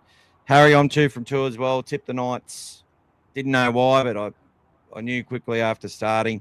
Much tougher initialisation. You're playing the Dogs in a trial. Initiation. Ponga did pretty well, mate. He had a very good game. And obviously the fast track worked out well for him. Matty Johns was full on. That was a very interesting passage of play there when Sharp got injured, and that allowed them, the Cowboys, back in the game. It was clearly hampered, and if you ran anyone against him, you knew he was going to struggle, and they isolated him with the bloke you don't want to be isolated with. I mean, he would have beaten most players. Yeah, he would have beaten most players, and that shifted the momentum of the game. I mean, they were fortunate to get the result in the end, but I think that there's a bit of responsibility there from the Knights to make sure that they get that right, and they didn't. So that luckily it didn't cost them the game. Yeah. Jag says Critter was a prick, lucky to stay on the field today. Deserved a draw. No one deserved to lose. Look, I think a draw would have been a fair result. If that's what happened, and both teams would be lamenting opportunities, but that wouldn't have changed. If we get the penalty and Critter misses the goal, it's a draw, right? We had to win it, and we did, and that's what happened. The Dragons didn't win. Critter, that's what annoyed me in that press conference, for the media person to sit there and say, Braden Burns shouldn't have been sent to the sin bin either, in my opinion. The guy fell into the tackle. There's mitigating circumstances. This is the whole idea of it. This is what I'm saying. You can't penalise people. Give them a penalty, sure, but you cannot penalise with sin bins on retrospective camera angles when people are down low and falling into tackles. And fucking Critter was less than a metre above the ground. He gets lower than most players in defence, right? Setu obviously falling. He went to nail the guy.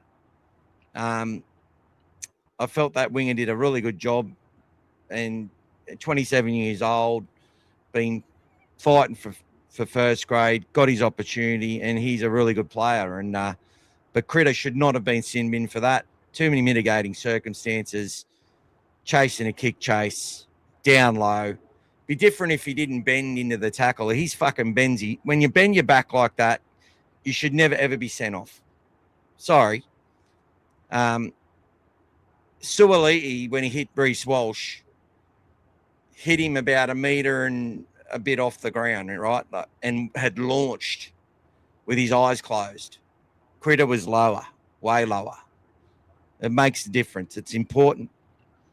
I get the passion, and good on you, mate. You need to stick by your team. They deserve to have passionate fans who see it only in their way. That's how you go about it. But, you'll get some games where you'll earn those calls if you keep competing and win. And you're getting closer. What about the Dogs Good. What about Birdo in front of the post? He stayed down. There was clearly an arm that came around and smacked him in the head. Yeah. He didn't even get a penalty for that. What? That's it. That was a clear swing around the head. Are you telling me that there's any difference when you swing? I think it was Jonathan Sewer. Oh, sorry, I think it was Sewer. So it was clearly in the head, and then he didn't even get a penalty for that. Right in front of the post. There you go. But thanks for So- coming and watching, Jag. Andy says Yeah. Holmes had his chance and failed. Critter kicks and scores. Dogs win. End of story. Play on. Jag says Sedu 2 was a great on debut, as was Atkinson. Yep, good call. Atlas Astro.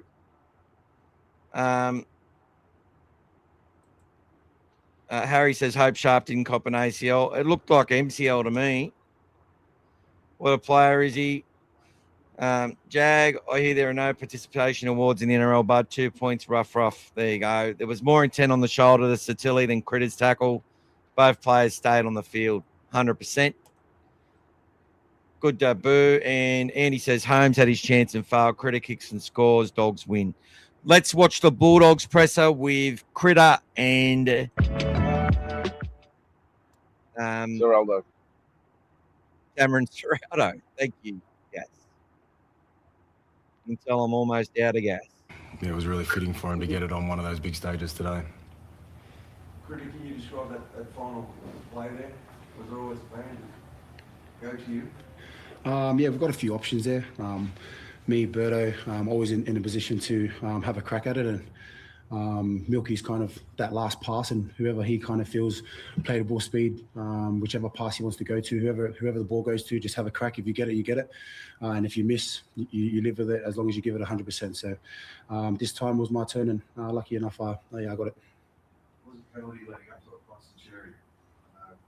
Dragons obviously going to say it was a loose carry. Did you have any thoughts on the penalty there?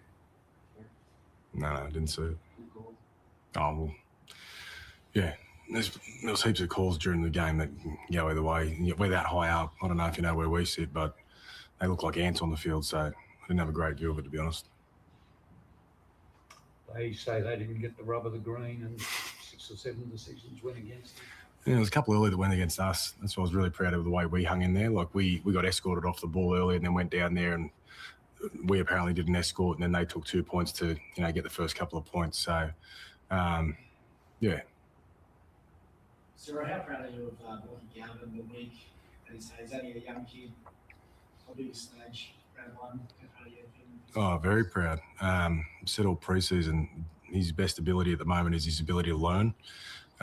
He's a 20-year-old halfback, and he's learning really quickly. If you think about all the really good halfbacks and what they were like at 20, he's tracking in a great direction. So he's learning really quickly. I thought what he's been able to learn over the pre-season, then some lessons he took out of the Newcastle trial and took into tonight, I thought was good. He'll get better and better. He's committed to his craft, and he'll get better every game and every year. Now that you've got the win, can you tell us a little bit about the pressure? Was there more pressure leading up when you knew or come over, the sponsors, the fans? Heavy on you during the week? No, to be honest, not really. But I don't have to play, so might be a better question for the boys. But what I know is when we got to the ground today, I said to the boys, it's like our preparation has been 10 out of 10. So that's one tick, but then you got to go out and do it for 80 minutes. And you got to make sure your mindset's in the right place. And I thought they did a really good job of that. It was clunky. It's round one, and I don't think anyone, I don't think there've been any teams that play their first game of the year and aren't clunky at some points. But yeah, preparation was awesome. Performance was good. But yeah, that's the closest thing you get to a grand final, I feel like the week, the build up, the atmosphere. So that's just going to be a great experience for our guys, especially our young players. Just getting that win, you use it like a bit of a springboard now, going home, so you really launch your season. Oh, possibly, but we've got 19 days before our next game, so we'll go home and get into a bit of work, and we don't really need to focus on our next game until probably the week leading up to that. So we'll go home, recover firstly, and get some work in, and then look at our next opponent. You mentioned before, it's so important, so inspirational to this group. I think he was placed in a report for a high shot. Again, you're worried there. No, he was nearly on the ground. Like, he was completely, no, not at all. And you had obviously a clutch moments in grand final, so I'm not going to say that's the biggest moment ever for you. But where is just the emotion of build up to a game in Las Vegas and then winning it, getting your field goal about 5 seconds ago, like charge back? Where's that sort of rank in terms of just big moments given the context? Yeah, truly blessed to be in that moment, but probably credit to our coach and our coaching staff. We train for those moments throughout the whole year. And then when it's on the biggest lights, you always fall back to your training, and the way that the boys held in there, like basically 90 minutes of the game, kind of gave me that shot at the end. But I definitely wouldn't have had that without the play the balls before mine and just the setup plays before that, and obviously Milky's pass too. So it was definitely a team effort, and I'll probably get a lot of praise for that last kick. But if it wasn't for the boys sticking in there all the way to the end, probably wouldn't have had that shot in the first place. So yeah, team effort. Do you feel like this sort of stage is the kind of thing that brings out the best in you then, like sort of the clutch plays in grand finals and whatnot? Best in me? Yeah. Yeah, I love it. Once I knew that we'll come into Vegas, it's a very long week, but the biggest thing that I fall back on is my preparation, and having confidence in myself that I've done the work, so that when I come out here, whether it's a mistake or as long as I'm doing everything 100% and just teaching these boys, just trusting the process and enjoying it when it's away as well. You never know when you're going to be in Vegas again, so some off-field stuff as well, and just connecting with the boys there and building that connection for on the field too. And probably most of the plays tonight, the boys made me look good too. So if it wasn't for the boys, like I said, I wouldn't be in those positions to kind of make those big plays. It's 3 weeks to your next game. How do you treat this next week? Do you give them a period off and they get home, or do you not do that? Yeah, we've got a plan there. Like 90-minute game sort of wasn't what we were expecting, but we had 2 wingers come back from injury there. Bailey Hayward, who was outstanding tonight, he got through 90 minutes there. So some of those guys will need a bit of a rest and recover, and then have a couple of days off, and then we'll get back to work. But it looked fine out there. Was there any concern leading into this game? No. He kept hitting roofs and speakers and all that, so there was no concern about him. He's fine. Would you bring this up again? Oh, going to ask me tomorrow morning? We'll see how we go there. But it was a fantastic experience. Like I've watched Vegas for a couple of years, and like to play at a core and things like that. But to be over here this week is outstanding. We're so privileged. The way the NRL's put it on has been outstanding. The way our fans have come over and embraced it. We're so privileged that they come over and supported us. So yeah, really happy with it at the moment. But ask me another day. Chris, being someone, an athlete and captain, what is a cultural value that you have that will help you throughout the rest of the season and help lead this team? Probably just respect and honouring the elders. We've got a lot of young boys coming through as well, and just being that leader for them as well, not just on the field, but off the field too. And obviously born overseas in Samoa, and just trying to shine that light. You've seen another Samoan kid today, obviously on the opposite side, but debuting, and you could see how proud their family is. And just want to shine that light to young Polynesian kids, regardless if you're Samoan, that you can make it from wherever you're born. And that's probably my biggest one, and just the young kids coming through. Just start a second half on point. The blue and white crowd really erupted, but just the whole travelling supporters, how good were they this whole week getting behind you guys? It seems to be the best. Yeah, we always speak about how privileged we are to be a Bulldog, and that's what you get when you're a Bulldog. You get travelling fans travelling from Australia just to come and support us, and we could hear them from the start all the way to the end. And like a club like the Dogs as well, they brought all of our staff over too, so it's definitely a privilege to be a part of it. And it's just so grateful to be in this position right now, and you never know when it's going to be your last game, so you always kind of give it back to those fans that travelled over, so massive shout out to them. Thanks, guys. Thank you. Thanks, guys.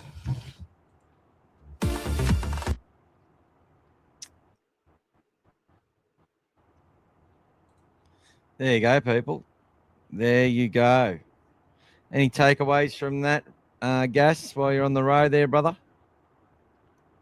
Yeah, I think he even made mention of Milky's pass, mate, like Hayward's pass to him. So he knows how important that was to execute that play.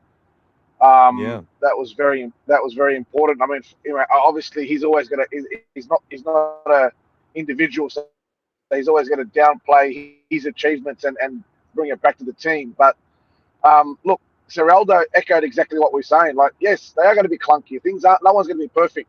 And it's the first game of the year and all these sorts of things. So people keep looking for perfection and all these 30-0. And even a lot of people, even in the week, were predicting 28-4 and 30-0 and all these other scores. But at the end of the day, it's, if you don't get those big wins, does it mean you didn't play well? Does it mean the opposition? We didn't play our best game. And the Dragons played as good as they could play, I felt. Like they played very well. They were very desperate. They really tried to upset us. And it's something we didn't talk about. That first half, that last sort of 10 minutes, they really tried to engage us in the niggle and start these push and shoves and all these things that were trying to take us away from our game when we were starting to get on top.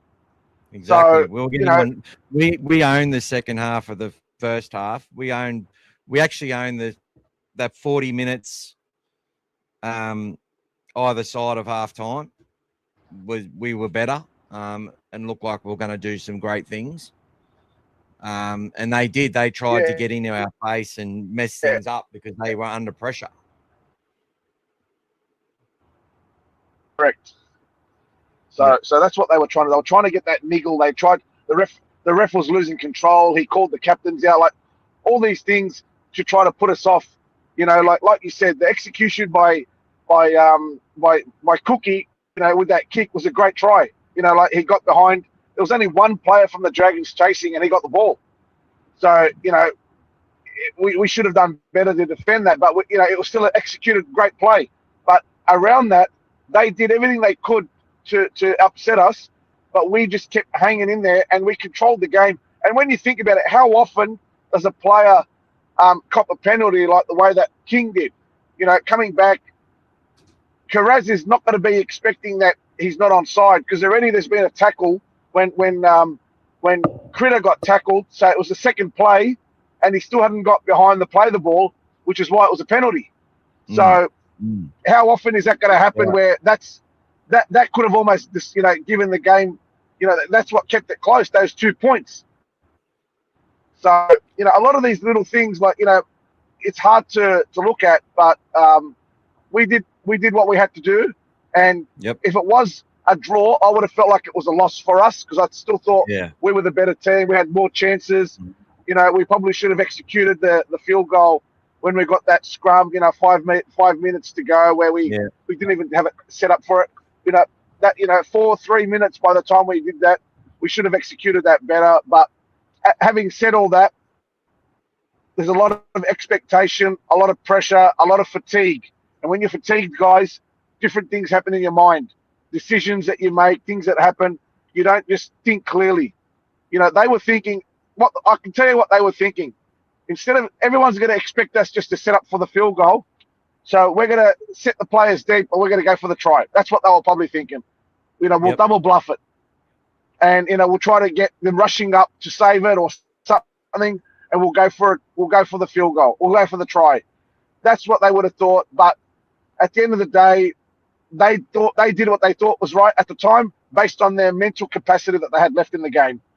So for me, 2 points is like gold, especially when you have a game like that against an absolutely desperate team. Take the 2 points and put it proudly on the wall and own it. And then let's go to Canberra and see if we can upset them at home in Canberra and then start the season again in Australia. We're very fortunate we got that time. So it's harder for us now coming back. Coming back to Australia is always harder on the jet lag rather than going over. Thankfully we've got enough time where there's no excuses.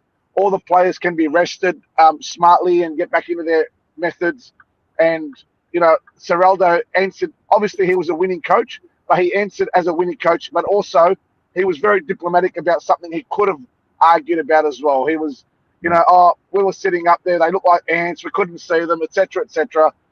He didn't want to cause anything to have, leave that for the opposition, mate. And he did that well. That's it. So all right, guys. Well, I'm going to do the winning draw in a moment. It's been a really great week. 7 days in a row we've gone.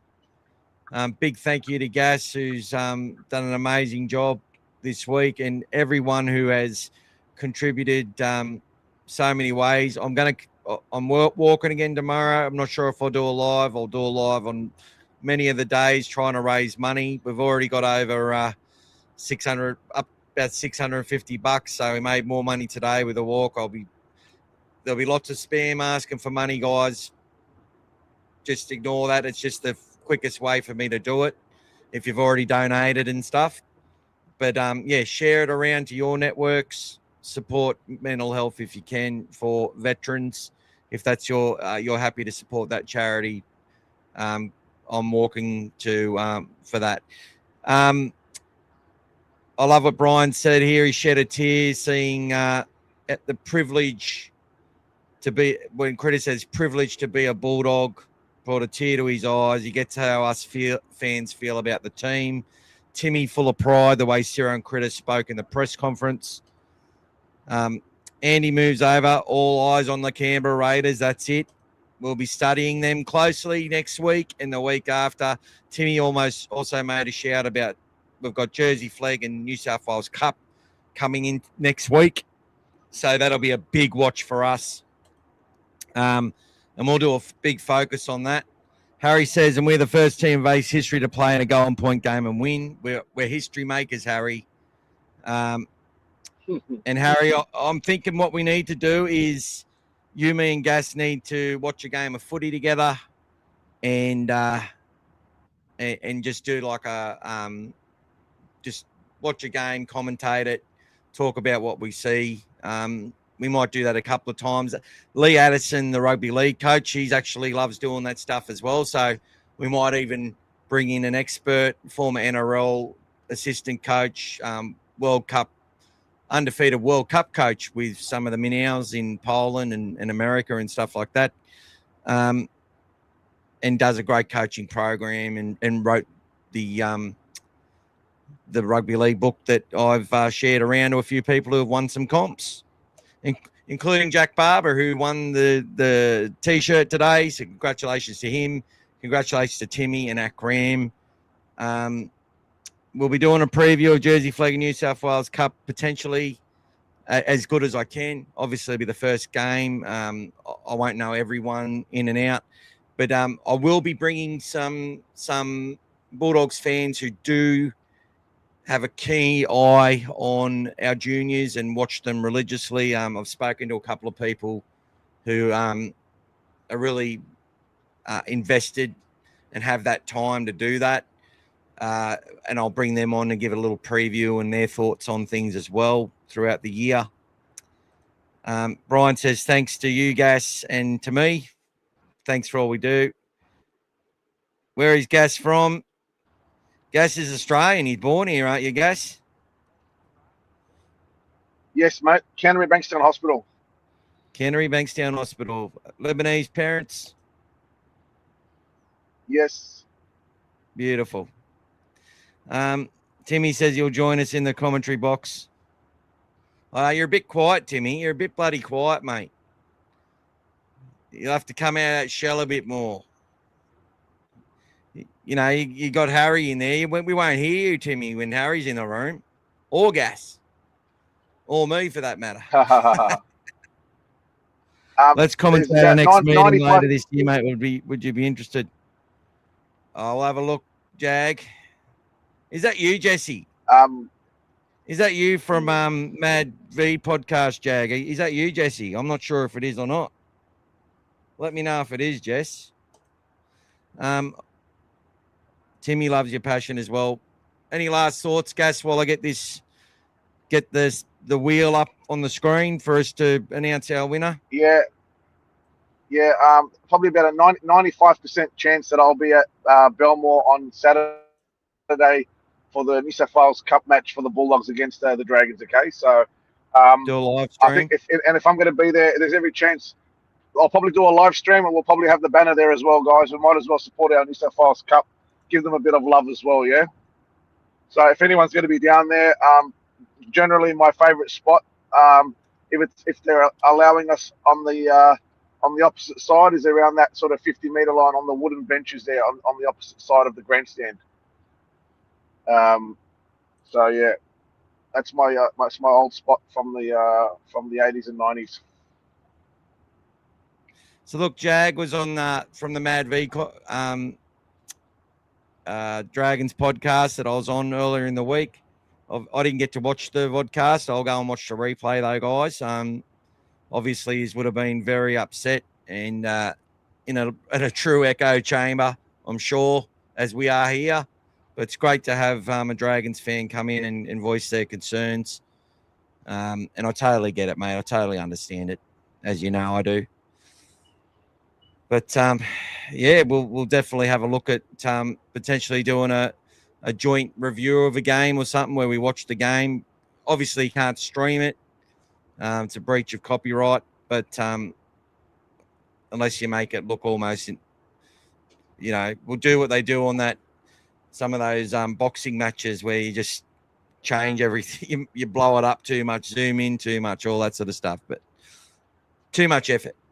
Anyway, I'm going to bring this wheel up, random wheel, and then we're going to do it, and then we'll be off, people.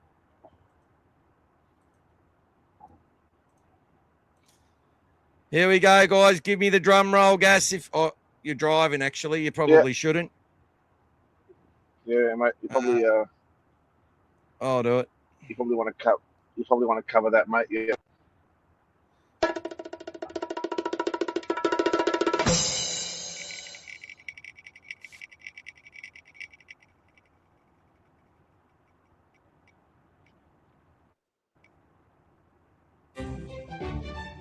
TC Chapman, you are the winner. Hopefully you're watching. I've got your phone number and email. I will get into contact with you for the Jacob Preston. Jacob Preston, beautiful stuff there. Thank you, Gas. The license plate. Now, if you don't want the license plate, some people say, no, I don't really want a prize. I wanted the shirt or whatever. It could come back in play later on, guys. I always say that, just as you know, or they might ask if I've got something else, which has happened before a few times. So I have got one for the Fox as well. So you can choose Jacob or the Fox or whatever. So we'll talk about that. Well done to you, TC. Wonderful work. And a big thank you to everyone who supported the channel, guys, supported Footyhead. If you haven't already gone and followed Footyhead on Instagram and Facebook, go do it anyway. Subscribe to their list. Support Bulldog supporters. Doing something a little bit differently. It's a little bit different to us promoting our own merch and stuff like that. If you want Dogfather stuff, you let me know. I can come up with some ideas or whatever. But I know I like me Dogfather merch, but I'm the Dogfather. I'm going to wear it. So there you go. On your TC. Good night, Harry. And thanks, everyone. Been a great week. We will be going again on Tuesday. We're going to have a break tomorrow night and then back to sort of doing articles, a lot more articles I'll get done on the media site, on our youngsters, focus on our youngsters coming through and, getting some videos done and that sort of stuff, just highlighting players and whatever else. Timmy says, thanks, Mick and Gaz. I love Formula One or car streaming. Drive safely, Gas. Have a great evening, everyone. Go the Dogs. Thank you, Gasson. Your mic's muted, mate. Your microphone's muted. I don't know how, but it is.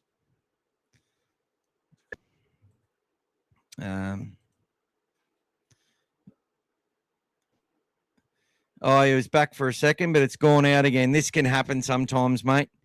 Anyway, Gas, big thanks to you, buddy. We're going. Your mic's okay. What about now, mate? Can you hear me now? Beautiful. Yeah. Great week. All good, mate. Thanks a lot, guys. Thank you, everyone. Yeah. Thanks a lot for your support and your generous donations all week as well. Beautiful. Much. We'll get back onto that next Tuesday, and we'll switch over to buy me a coffee. I'll get the memberships in play for that as well. But great job, everyone. Night, everyone. We job done. We won the fucking game. Hell yeah. Go the Dogs. And here's a little message more for some countdowns. from some Bulldogs. Yo, what up, guys? Want to give a massive shout out to All Things Bulldogs. If you guys haven't watched their podcast, check them out. Let's go. Hey guys, Tuesday nights, All Things Bulldogs podcast. Make sure you get onto it. Go the Doggies. Shout out All Things Bulldogs. Every Tuesday night, mate. Every Tuesday night. All Things Bulldogs, mate. All Things Bulldogs, YouTube, Tuesday night. Tuesday live. night. That's it. Every week, mate. All Things Bulldogs. Big shout out. Up the Doggies. Every Tuesday night we do a podcast, mate. Our biggest supporters, mate. All Things Bulldogs. Yeah. Josh.